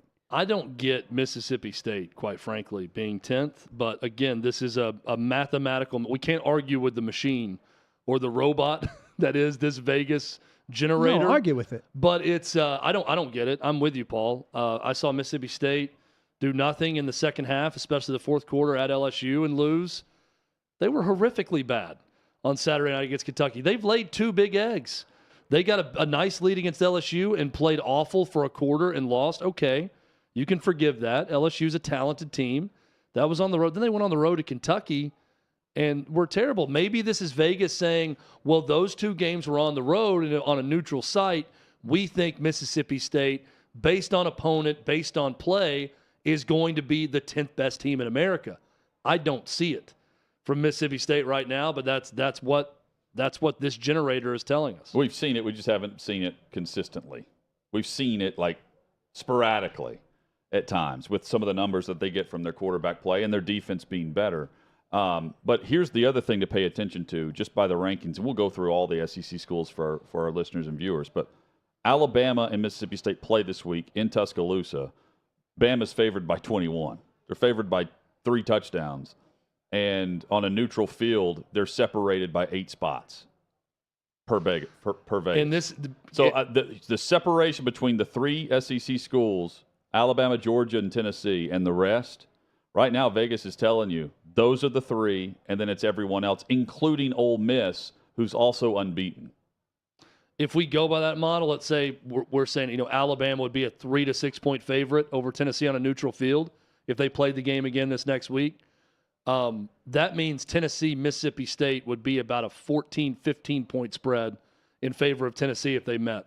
And that's 3 to 10. So you're right. There is a drop-off from 4 to 10. 2, 3, 4, all the way down to 10. And keep this in mind, too. It's important to note this. This just says that this team would be favored. Right. It doesn't say by how much, right? But you can tell by how much. Right down the list. We saw Kentucky, who was on the road, and against Ole Miss, and we were like, what's going on here? Kentucky, there's a big gap in the rankings then, but Kentucky was well ahead of And they Ole were an Miss. underdog. And they were a heavy underdog, like a touchdown, right? And it just looked lopsided. It looked like the wrong team was favored. Yeah. And Vegas said, like, we value Ole Miss on a neutral field and at home, and they won that game. Now, Kentucky covered, by 2 points, I think? But the point being, they normally get the neutral field rankings pretty spot on. And they dropped Kentucky considerably last week based on their loss to South Carolina. And now they're back in. And we know this is not a neutral field situation, obviously. Vanderbilt almost twice as bad as Missouri here. Yeah. That's worth 14 points for a home game for Missouri, right? And we're all leaning towards Vanderbilt winning but outright. But also consider just how the gap between the top and then the rest of the conference, because, again, it's 21 points, both home teams, Missouri and Alabama. It's 21 points for Bama against Mississippi State this week, and it's 14, and the gap is 55 to 107. And Vanderbilt's the road team. And this is where it gets interesting, right? Because Slows there's down such a little bit. Yes. So the rate of decline is so much different. If you went 1, which is Ohio State, let's say on this ranking, 1 to 52, let's say just 1 to 55, Missouri at 55. Ohio State is a 35-point favorite over Missouri. Yes. If they play. Yes. By the same width between the two teams Missouri to Vandy, and then it's 14. It shows you those teams aren't as far apart. Well, once we you know get how past 50. top-heavy it is. Yeah. You know, those But even top it's 5, Michigan's probably 5th here, you're guessing. But also, look at But even 10 to 40, it's not going to be a big separation. If we saw Ole Miss, Kentucky, if A&M, South Carolina, great example this week, 18 at 46. A&M is a 3-point favorite on the road against South Carolina. In a big gap in the Vegas rankings, but also because it's on the road in Columbia, it's not a big line. If you took that to a neutral field, it might be a push. No, it would go up. It would go it would be further up. It'd probably be 6. Oh, so sorry. Let's say home field is 3. Yeah, then so A&M double to it. South Carolina would be probably Doubled. 18 to 46, maybe a 6-point spread. Yeah. Keep this in mind, too. Record has nothing to do with this. Who you lost to, your loss on the season, this is all about your performance, who you've played, what Vegas, the numbers say about you. Because Florida's got losses. Arkansas is 20th, and they've got 3 losses. They lost 3 in a row at one point. A&M's got multiple losses. They're sitting there at 18. This is about talent and what you've done on the field. It's not necessarily about outcome of your games. Right. It's also not necessarily about outcome of this game, right? I mean, we talk about this sometimes. Alabama, Tennessee, even based on the recent result, what they want out of that spread is to split the money in some kind of viable way where they're assured of coming out on top. A lot of people would pick Tennessee to win that game. They know that based on the spread, based on the result. In doing that, they're picking the game. I mean, the way they do it is they're trying to get you to bet on each side because this is what they think is the most likely thing to happen. Yeah. I don't think they're just picking an arbitrary. It's not arbitrary, let's make but it it's a get people to bet both sides. It's just way too accurate for them to just arbitrarily pick.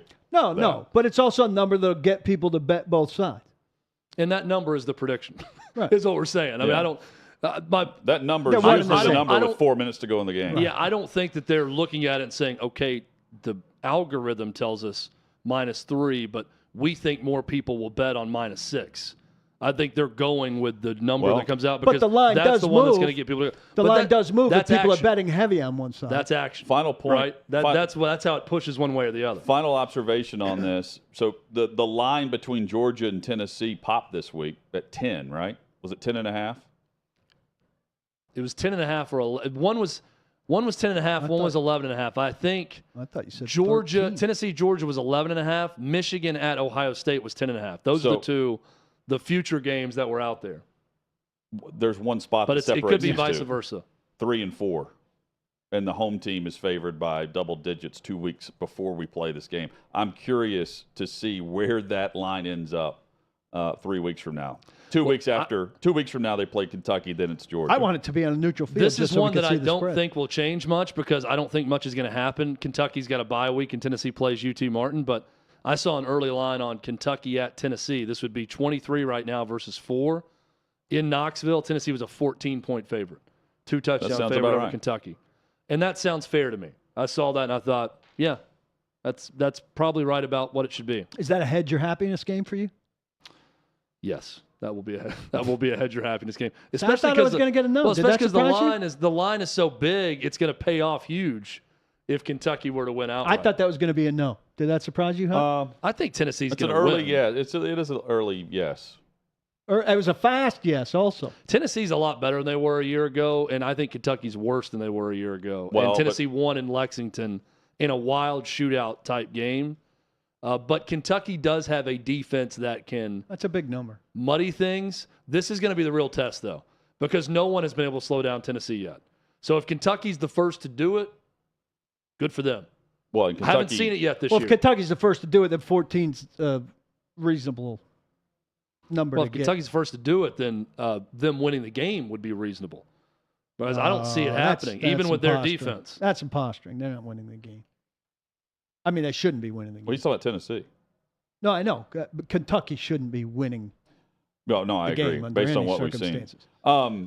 Coming up, we've got one big thing on every NFL game. First, though, let's spend 5 minutes, if we can here, Chad. Jerry Stackhouse.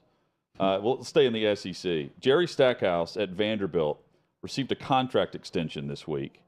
And he had 3 years remaining on this deal. They have not had success. And in fact, I mean, if you want to point to things that have gone well, one of the last things you're going to bring up is the actual sport that tips off on their campus that he coaches, right? Like you're going to point to everything else throughout his career before you even get there to the actual results on the court. Chad, I know you've been doing some digging on this, and what'd you find out? Everyone else is just a surprise. That, quite honestly, Vandy appears to like losing. I mean, I don't know any other explanation to this. They are announcing to the world, this is a university that is as secretive as any out there because they're private, and they hide behind that private shield of not giving you information. They've extended people in the past without announcing it. They wanted to announce to the world that 13-39 in the SEC, Jerry Stackhouse, who's never come close to an NCAA tournament bid in 3 years, who's picked 12th out of 14 teams in year 4, is worthy of an extension. It is odd. In the press release, gentlemen, they're not really going through his record at Vandy because they can't in good faith and do that and say, yeah, we're extending this guy for performance on the court. They list his playing stats in the NBA in the press release. Which they covered in the press release when they hired him 3 years those ago. haven't changed. In his 18-year NBA playing career, Stackhouse averaged 61. And I'm thinking, what about that? And we all knew that. Tells you that this is the guy that you need to extend right now. There's no one that would hire Jerry Stackhouse away from Vanderbilt right now, based on what he's done. The NBA D League or at the G Vanderbilt. League. And this idea that that's what they're worried about. What I've heard is they're using it against him in recruiting. What? That the 4th year of you coming, he's not under contract currently? I mean, let's not be naive. With or without an extension now. If he doesn't do significantly better in the next 3 years, he's not going to be your coach in the 4th year. And if you're a really good recruit, you're not going to be around for the 4th year anyway. If you're a fan of college basketball, you're a fan of Memorial Gym and the atmosphere there. And it has not been anywhere close to what it was whenever he took over. I mean, if you want to say coaches are using it against recruiting, your fans are telling you that by doing anything but attending your basketball games during the season. When Shane Foster was playing there and Kevin Stallings was the coach, it was a phenomenal. I had season tickets. It's the only thing I've ever had season tickets for in my life. I lived in the neighborhood. It was phenomenal. It was fun. It was great basketball. They should aspire to that. They can be that. All 3 of us agree it's not that hard to be that. Well, in the quote, this is from Jerry Stackhouse. This is an unprecedented time in Vanderbilt athletics history, and bright days are ahead for Vanderbilt basketball. It's unprecedented in Vanderbilt basketball for the reasons we just talked about. They are so irrelevant in their own city and with their own fan base, they can't get people to show up to games. And what's really sad about this, guys, is I grew up in Nashville and remember those great Vandy teams. Vandy was always relevant. Even in a down year, they were relevant in the city of Nashville. This is a great time for SEC basketball. There are terrific coaches in the conference. They're sending record amounts of teams to the NCAA tournament. There's great rivalries forming. There's terrific action on the court where different arenas that aren't normally packed are packed. And during this time, Vandy is extending a guy that's 13-39 and can't get anyone in the building, refuses to do community outreach, refuses to do shows in Nashville or anywhere, blocks media members on Twitter. This is a dumbfounding decision. Now, at the end of the season, this guy may turn out great. Lee Dort and the other players they brought in, that's the 24th ranked recruiting class in the country, immediately hit, and they're an NCAA tournament team. And then it's time. And someone come back and say, aha, you see, we knew. Okay, great. Whatever that crystal ball is you had that showed evidence of this happening before it happened, you should lease that out to every other program in America. Because right now it makes no sense. Yeah, well, you could extend him then, or you could not extend him then. No, I mean, no. If that happens, they're going to extend him again either way. He's going to get another extension if that happens. You don't have to extend him right now. Well, this has to be at least 2 years more, right? Wouldn't we think? From 3 more years to 5 more years? I would think maybe a year if he's really arguing recruiting because he wants that 4th year with guys he's bringing in.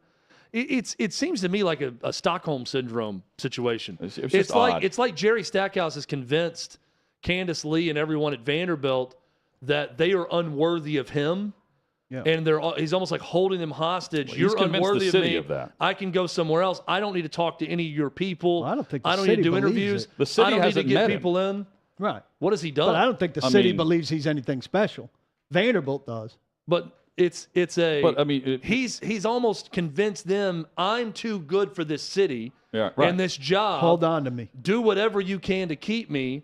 I know basketball better than anyone else out there. He's a magician in this regard that you're talking about. I don't get it. You don't have to be James Franklin at Vandy in basketball.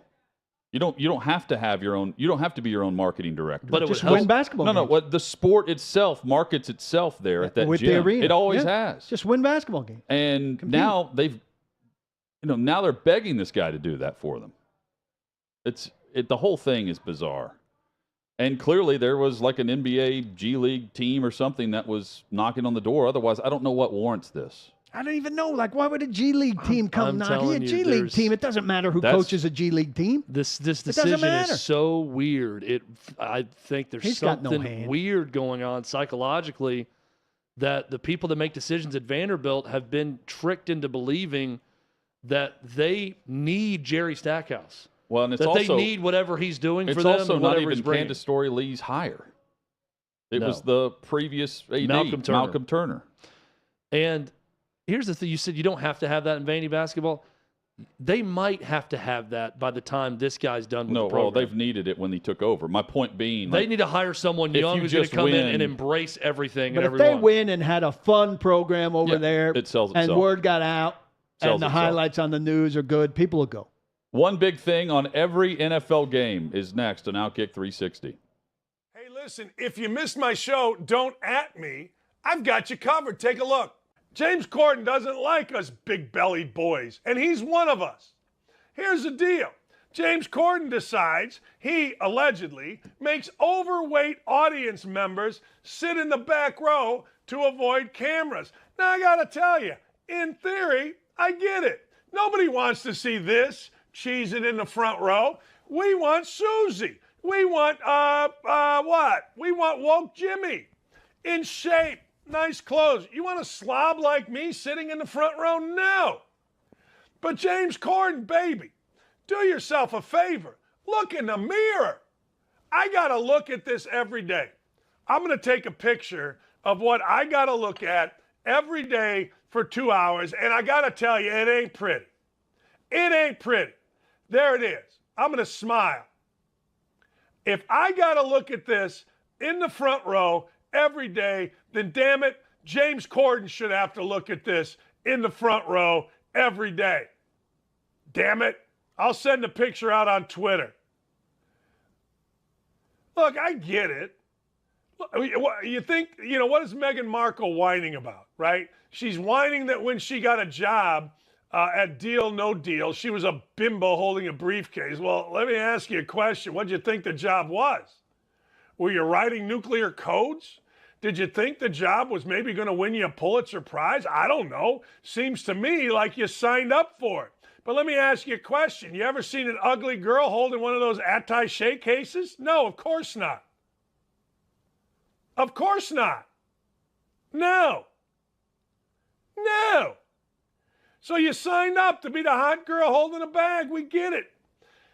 Well, same thing with James Corden, right? Hey, look, if you're going to have to sit there and watch that unfunny posse speak, you might as well be hot. Vermont has decided that they are going to let biological boys dress in women's locker rooms.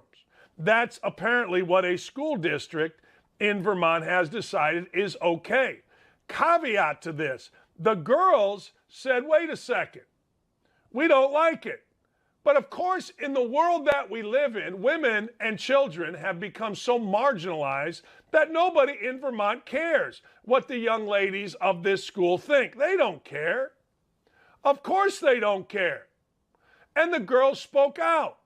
So in an effort to be inclusive, which only means marginalize women, it always does. I mean, let's be honest. We can lie, we can say, we can do whatever, but it always does. The school district banned the girls from their own locker room so this biological male can dress in the locker room.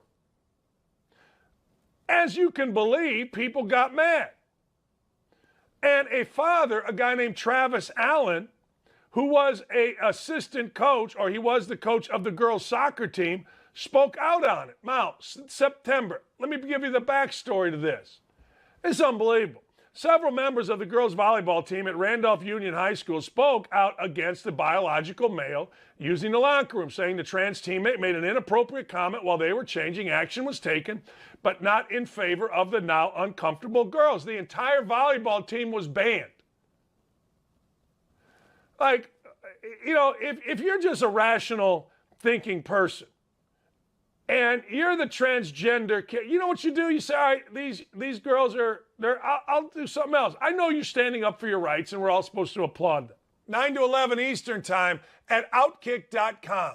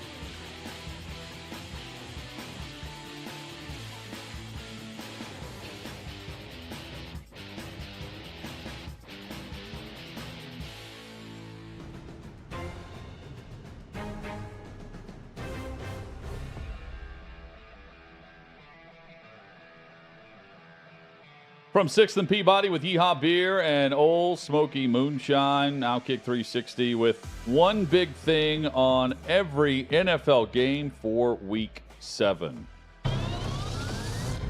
Our weekly note, 22 of the 32 teams at 3-3 or below, including 3 divisions where no team is above 500. Bye weeks for the Bills, Rams, Vikings, and Eagles. Thursday Night Football tonight, the 2-4 Saints on the road against the 2-4 Cardinals. Arizona has not won a home game since October 24th of 2021. So that means if the Cards lose this game, they will go a full calendar year without winning at home. Comes down to Thursday Night Football tonight. That's remarkable. DeAndre Hopkins makes his return from the 6-game PED suspension. They average 8 more points per game when that guy's on the field in their offense versus out. It's remarkable. And Kyler Murray gets in the football. The defense, though, they're giving up 6.6 more points per game this season than a year ago. And I say the defense, that's the Saints defense. So be wary of this. If you're going against Kyler Murray, just know the Saints defense, they're scoring, they're allowing more scoring. Meanwhile, they're getting their score back in DeAndre Hopkins. Could kind of offset, sounds like, almost. Maybe Could, yeah. 2 points-ish difference. Let's go to Sunday's games. Browns on the road in Baltimore, and it is a battle of the run games. The Ravens, they've rushed for 211 yards against the Giants. They average 174 yards per game on the ground over their last 5 games. Cleveland normally runs the ball really well with Nick Chubb. They've got a great backfield, solid offensive line for this. They had just 56 yards on 12 carries with Chubb a week ago against the Patriots. But even with those stats, Chubb is still averaging 5.4 yards per carry this season. He is really good. I'm not at peak faith in Lamar Jackson right now either. Especially late in the fourth. And it may not feel like a big game, these two. That's a big game. The Cleveland Browns have gone an entire month without picking up a single win. And they are somehow 1 game out of first place in the division. Cleveland's starting to rumble about Stefanski, which is crazy because he got him in the playoffs. And they're getting Deshaun Watson. That's happening soon. The Buccaneers, 3-3. They are back on the road. They're taking on the 1-5 Panthers. Tom Brady has thrown just 1 interception this season.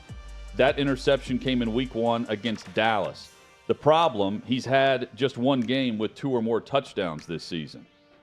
That's offsetting, to use Paul's term there. Carolina averages just 260 yards of total offense per game. They average just 17 points per game. Carolina's a medicinal football team. You go play them, things start to feel better. You get healthy. You get healthy. Falcons on the road. They're headed to Cincinnati. Both of these teams, 3-3. Really interesting matchup that I think people are overlooking. Joe Burrow is hitting his stride. Since that 4-interception week 1 performance, and that was against Pittsburgh, he has just 1 interception. He's thrown for 10 touchdowns, and he had 3 last week in New Orleans. They're also protecting him much, much better. He was sacked 13 times over the first 2 games.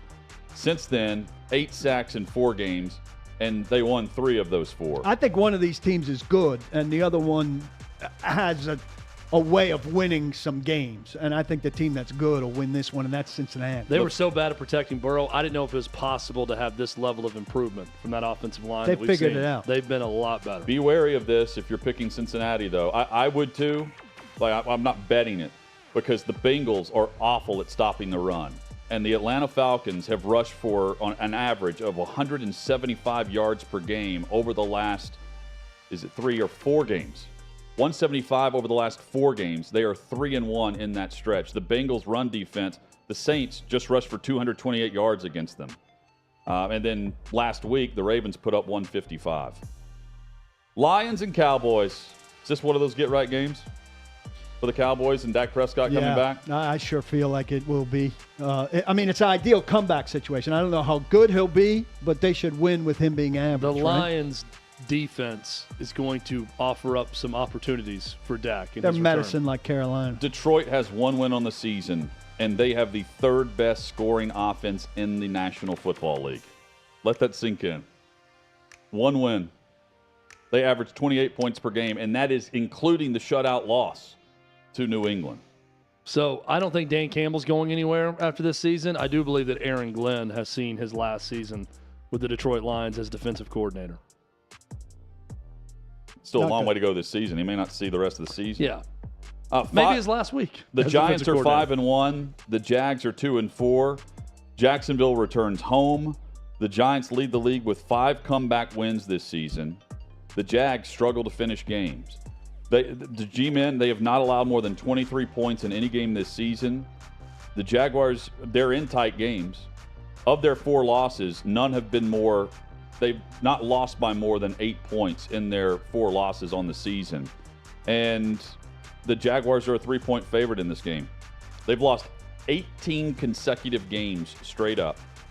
And they've lost 18 consecutive against the NFC straight up. I have a funny feeling about this game. Against the conference. And then it's amplified by the fact that the spread is off. And when the spread is off, oftentimes that means go with the side that it's off on. I think the Jaguars win this game. Colts and Titans. Sticking in the AFC South here, second meeting in a month. The Titans have won 3 straight games by a combined 13 points. They've scored just 14 points in the second half all season. It's the fewest in the NFL. They're awful. Derrick Henry, 41 carries for 94 yards in the second half. Awful. They played 5 games, and they have 0 points in the fourth quarter, and they're coming off a bye. Can the Colts take what they did last week when they had to go to extremes with no running backs and sling it like crazy, got great protection, and won it at the end? Can they take the best of that and now use that with their running backs returning? That's a big question. We all have zero faith in Frank Reich. We'll take Vrabel over Reich. But I wonder if the Colts maybe get something out of that extreme game that they can now layer into their regular offense. But even with the no huddle, which worked very well for them. When watching the game, even in that game, they were still bad starting the game. Yeah. They had, and the Jags gave them penalties at the end that allowed them to continue that game-winning drive. Colts have been outscored 115-58 in the first 3 quarters this season. And the Titans will take advantage of that in the first and the second, we know. Yeah, so are capable something's got to give. Indy is also, they have a minus 29 points off turnovers differential. So when they turn it over, they're losing. They did not turn it over. They did not allow a sack.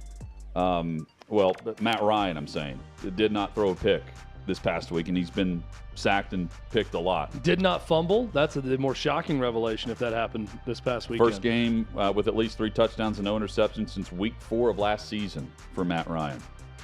Packers are headed to Washington. 3-3 Green Bay against 2-4 Washington. The Packers lead the NFL in third down defense. They allow just 26% conversion rate on the season. Rodgers, they held the Jets to 1 third down conversion last week. They still lost by 17 points. That's remarkable. Rodgers has no receivers that will help him stretch the field. He has averaged just 5.8 yards per attempt in back-to-back losses to the Giants and the Jets. Has Matt LaFleur agreed to simplify? I don't know if we've found out about that, but Tyler Heineke at the helm for Washington. It's Taylor Heineke. Heineke. Sorry. That's how into number 2 quarterbacks I am. Well, he was a 1. I should know that. I don't think that LaFleur was allowed to. I thought about dodgeball right there. That's why I said it that way. I think LaFleur. I got to say in the simplification. Just a really underrated.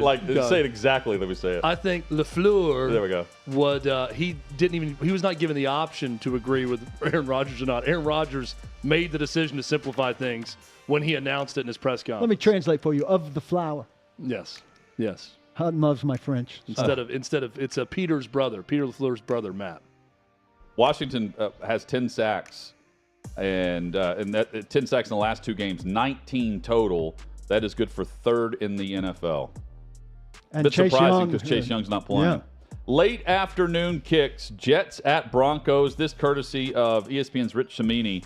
The Jets are the 2nd team in the Super Bowl era to have a winning record through its first 6 games, despite being an underdog in all 6 games. That is a good stat right there. Hats off to that stat. That's terrific. Cleveland was the first back in 2001. How about Paul's Jets? Paul, you were always a big Jet guy growing up in Jersey, right? As I told Pat Ryan, I fell asleep to him quarterbacking the Jets many a Sunday afternoon. Just a small observation. I am way in favor of the green old school, green helmet old school Jets logo. I love those. As opposed to the white, even older school Joe Namath helmet. Well, but this one looks a little retro, but great. It does the helmet now is the Jets helmet of my youth when they were playing in the late afternoon game on NBC. Yeah, I don't like when the they white had the one. rights. I like the white green helmet best. Elijah Moore has requested a trade. GM Joe Douglas says that's something they're not considering. Look, they're deep. I mean, for some reason he hasn't really fit in, but that's a great guy to have at the back end of your receiver room. Yes. While you figure things out. Past 2 weeks, Breece Hall, 318 yards, 2 touchdowns.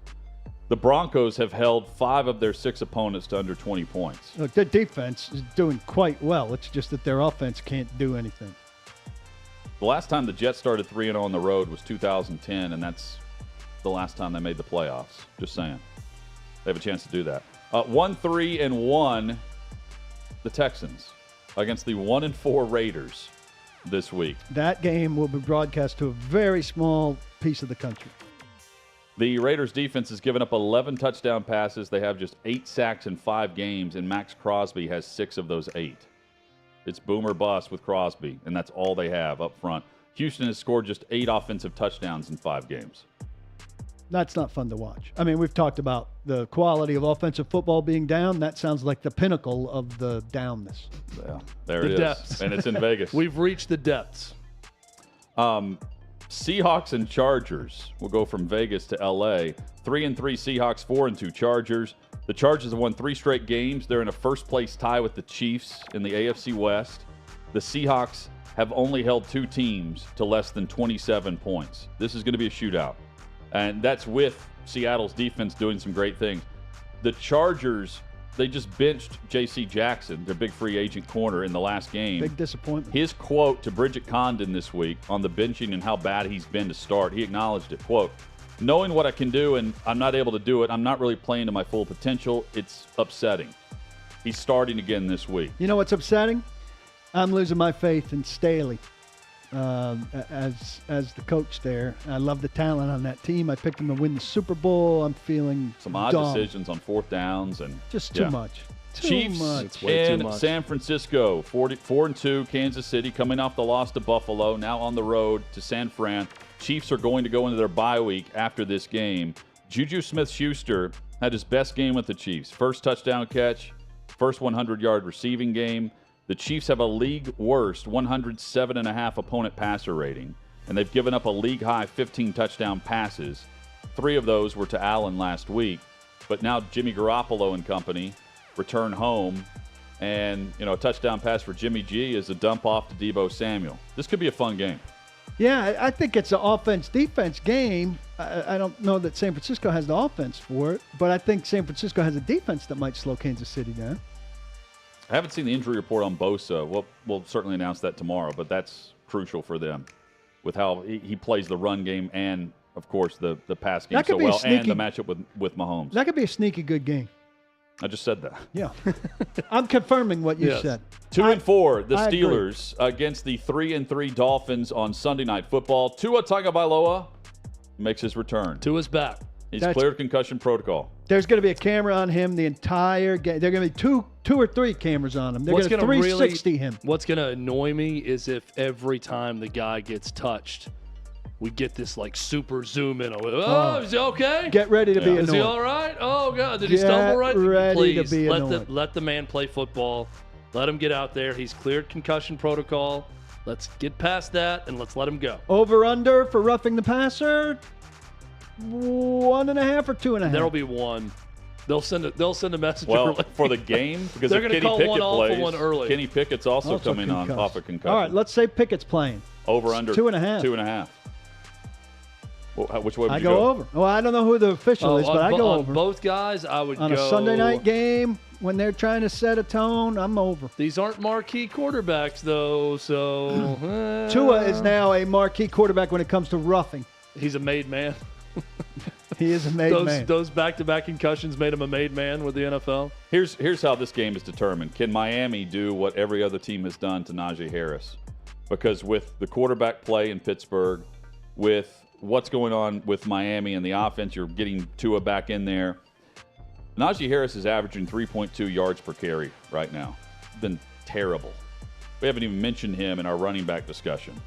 And that was going to be what they could lean on as they work through some things with Pickett, especially if he's going to play in this week. And if he's not, especially with Trubisky, they have not been able to lean on that, and Miami's got to be able to stop the run. And we said all offseason while we were talking Trubisky or Pickett, whichever one, what they need to be is a defensive, run-the-ball football team. And what are they not? a defensive run-the-ball football team, which is Najee why Harris, they're not very good. You mentioned it, but I mean, Najee Harris has been a huge disappointment for my fantasy team as well. Yeah. Sorry for you and the city of Pittsburgh and Western Pennsylvania and Steelers fans nationwide. Monday Night Football, the 2-4 Bears against the 3-3 Patriots. The Patriots have scored 67 points in Bailey Zappe's first 2 games. And if Mac Jones is medically cleared, the reports are he's starting Monday night for the Patriots at home in Foxborough against Chicago. Zappe became the first rookie to win his first 2 career starts and have 100 or more passer rating in those games, first since Sonny Jurgensen.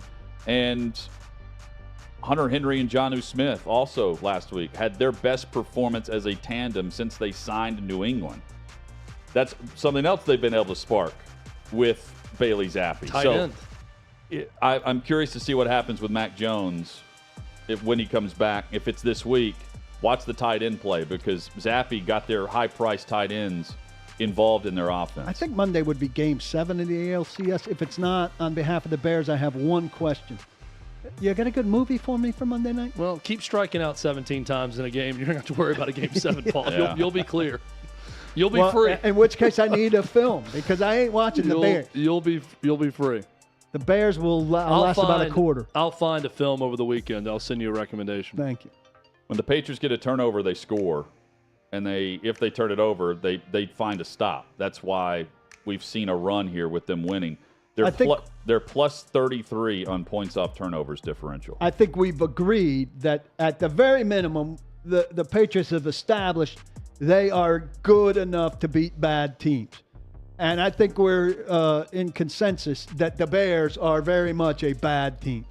I'm a little alarmed that it is just the foregone conclusion that Mac Jones gets his job back when cleared, honestly. Well, I've seen enough from Bailey Zappe to want to see a little bit more.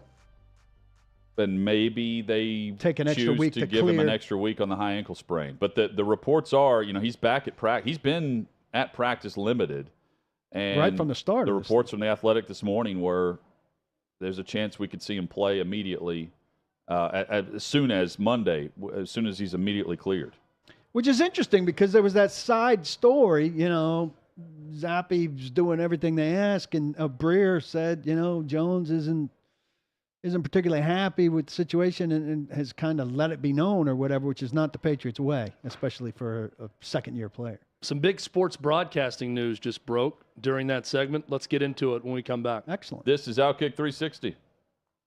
Hey, I'm David Hookstead, host of American Joyride, a podcast where we shine a spotlight on patriotism and American exceptionalism. Take a look. This is something, again, that I really like to ask military guys because I feel like they have unique perspectives, sometimes that surprise people. But most importantly, in my opinion, anyone who's sacrificed on any level tends to be very grateful or more grateful than just your average person. So when you hear people maybe say that America is a terrible place or that we're an evil country full of evil people, do you kind of cringe when you hear that? Like, what's your reaction when you turn on the news and it's just nonstop negativity around the clock about how awful this place is? Well, I actually don't turn on the news anymore because of that. Smart. It's one, not true. And it's unbelievably toxic how that mindset and hearing it all the time. Even if one, you believe it, then you go around believing that about your own nation all the time. Like, that's a horrible way to feel about who you is. They're not leaving, right? They're not finding a more noble country to go to. They're just staying here and they're sulking and they're spreading this horrible idea about how shameful we should all feel all the time. And I don't want to live that way, but I don't believe it. And so listening to it just pisses me off. I don't think that anyone is really able to say that with a straight face unless they have paid no attention to world history. Right. Like, it takes a real level of ignorance of history to say that America is unique in its cruelty. Like, it's just absurd. It's really, we're not void of it, but we are certainly not unique in it. I went on a bender around the time I went to Naked and Afraid because I felt like I could use these books to harness a better perspective and get me through the suffering that I anticipated.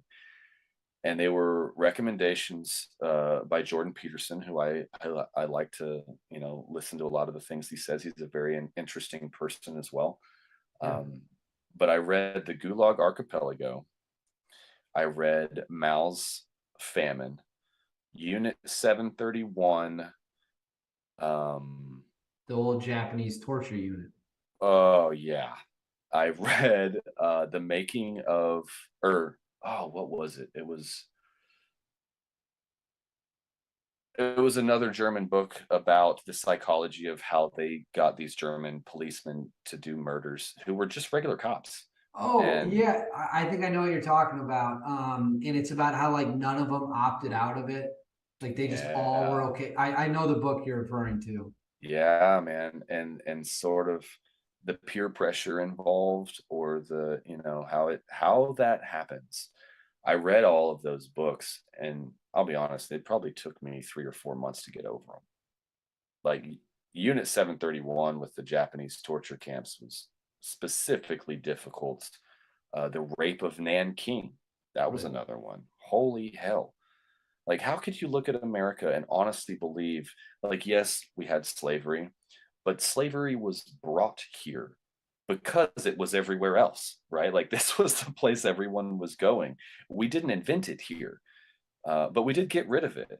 And we killed a whole lot of people to do that. And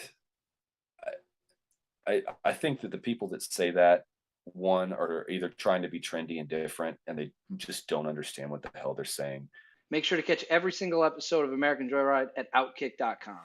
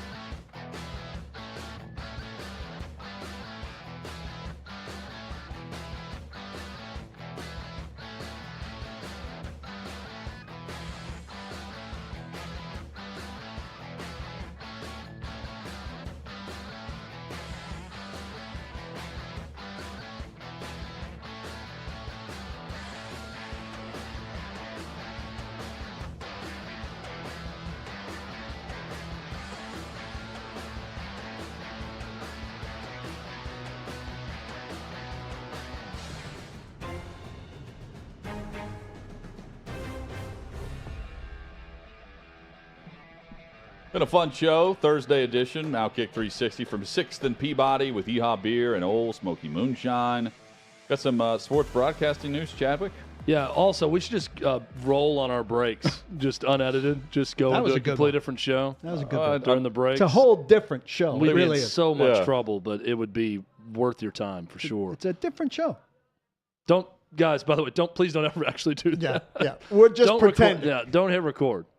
Brooke, who's, I don't even know her title. She's in charge. Runs the studio. President of production. She's president, vice president, studio operations, but sort of operates the studio. does this thing where she says, we're live on Twitter. And every time she does it, I think that it means he snaps to attention. Because there's cameras, like, just to take you behind the scenes, there's cameras in front of us at all times. So they could be rolling at any time. Mics could be on. I have no idea. We treat it as if they're not for the most part until the show goes on. But the moment she says that, I snap to it. He goes to panic. And I look up and I'm like, it's 5 minutes until the show starts. Why are we live on Going Twitter? early today, Chad. So yesterday she asked, what would you like me to say? And I think there was a bit of an attitude as she said that probably, which I don't blame her. And I said, no, that's fine now that I know what it is. Well, today I didn't hear it. I did. So then for a second I thought, are we live? But we are. We're live. We'll do it live. So I say all this to say there's big sports broadcasting news, as Hutton said earlier. The New York Post, Andrew Marchand, reporting that Jay Wright has landed a broadcasting home. He will call games for CBS and Turner Sports. It says right now CBS and Turner declined comment, but that he will be a part of their Final Four broadcast in studio, and he will call regular season games and work in studio for CBS. Here's my question. I think this is just the info that Andrew can report right now that he has, because I don't know how you hire Jay Wright and not put him either in studio with Charles Barkley and everyone else for the entirety of the tournament, or give him tournament games. Yes. If he's going to be calling games in the regular season. He'll be fantastic. He would be fantastic at anything. I think the guy's just He's good, really good. Charismatic. But, I mean, I think he'll make the broadcasts better. Absolutely. For sure. And that's my point. If you get him, you do whatever you can on CBS and Turner, especially during March, during that tournament. You want to see as much of Jay Wright as possible. But there was some speculation if he was going to go into broadcasting, could ESPN land him? That's got a hefty college basketball package to offer in terms of games he could call, studio work, everything else. They do not. It is CBS and Turner. And didn't he want to wasn't there something else he was going into? Well, he's going to be like a president emeritus of Villanova Athletics or something, too. He's got some sort of title within Villanova that he's going to be around the school some. Barkley just got paid, too, that 10-year contract, up to $200 million on that deal. And, of course, he can retire anytime, but he's 59 years old. And, they were comparing that to Brady. Brady and Fox, it's 10 years, $375 million. And Barkley gets paid by TNT, by Turner, 10 years, $200, and then Jay Wright's joining up. Well, we haven't seen Tom do it yet, but I find it hard to believe he's going to be as appealing as Barkley, who's the best there's been. I mean, he's one of the few guys I would turn the channel to, and it's for a sport that I don't care about, generally speaking. RPD on YouTube says, Paul, you need to watch The Northman this weekend. If you think that Paul would enjoy The Northman, you really don't know Paul. I'm Paul. And haven't been listening. I'm Paul. Or they don't know him so much that they know him and they know he's going to hate this. That's also a possibility. The Northman is a super violent Viking movie. Oh, it's a movie? Oh, it is a movie that was in theaters for a while, but it's like a very, very bloody, violent Viking. I want to watch it. It's right up our alley. It's Nicole Kidman. Let's watch it this weekend. You know what? In fact, show's over in a minute. Let's just start rolling The Northman right now. Surely Fox has the rights to that, right? I'm sure we've got the rights that can play Corey can find us whenever a bootleg. we want. Yeah, we're probably going to get zapped for saying The Northman so many times and not even playing a clip of it. Alexander Skarsgård is the actor who's in it, who's really good. Big Little Lies. What has he been in? Big Little Lies. He was the abusive husband of Nicole Kidman. What was the vampire show? I'm pretty sure Nicole Kidman plays his mother in this. What movie? Which is very funny because they were husband and wife in the other Same show. generation too. But I think it's like she was the mother back when, and he's grown up now, and he's just killing a bunch of Nordic Chad people. knows my tastes pretty well. I will take his recommendation. You're not going to want to watch that. To not take this recommendation. Yeah, Paul's recommendations include Yankees, napping. I thought you were going to go all the way back to the young Pope. Oh, the young Pope. no. That was a I misstep. deleted that from my memory. That was a real misstep. We had a field day with that. Well, you played the music a lot. The music Did you was ever good. give the new Pope a shot? I gave it an episode. By the way, True Blood is the name of the show I was trying to think of with Alexander Skarsgård. We're back at it tomorrow to get you ready for the football weekend on Outkick 360. Hey, don't block the box, but please, please lock your locks. See ya.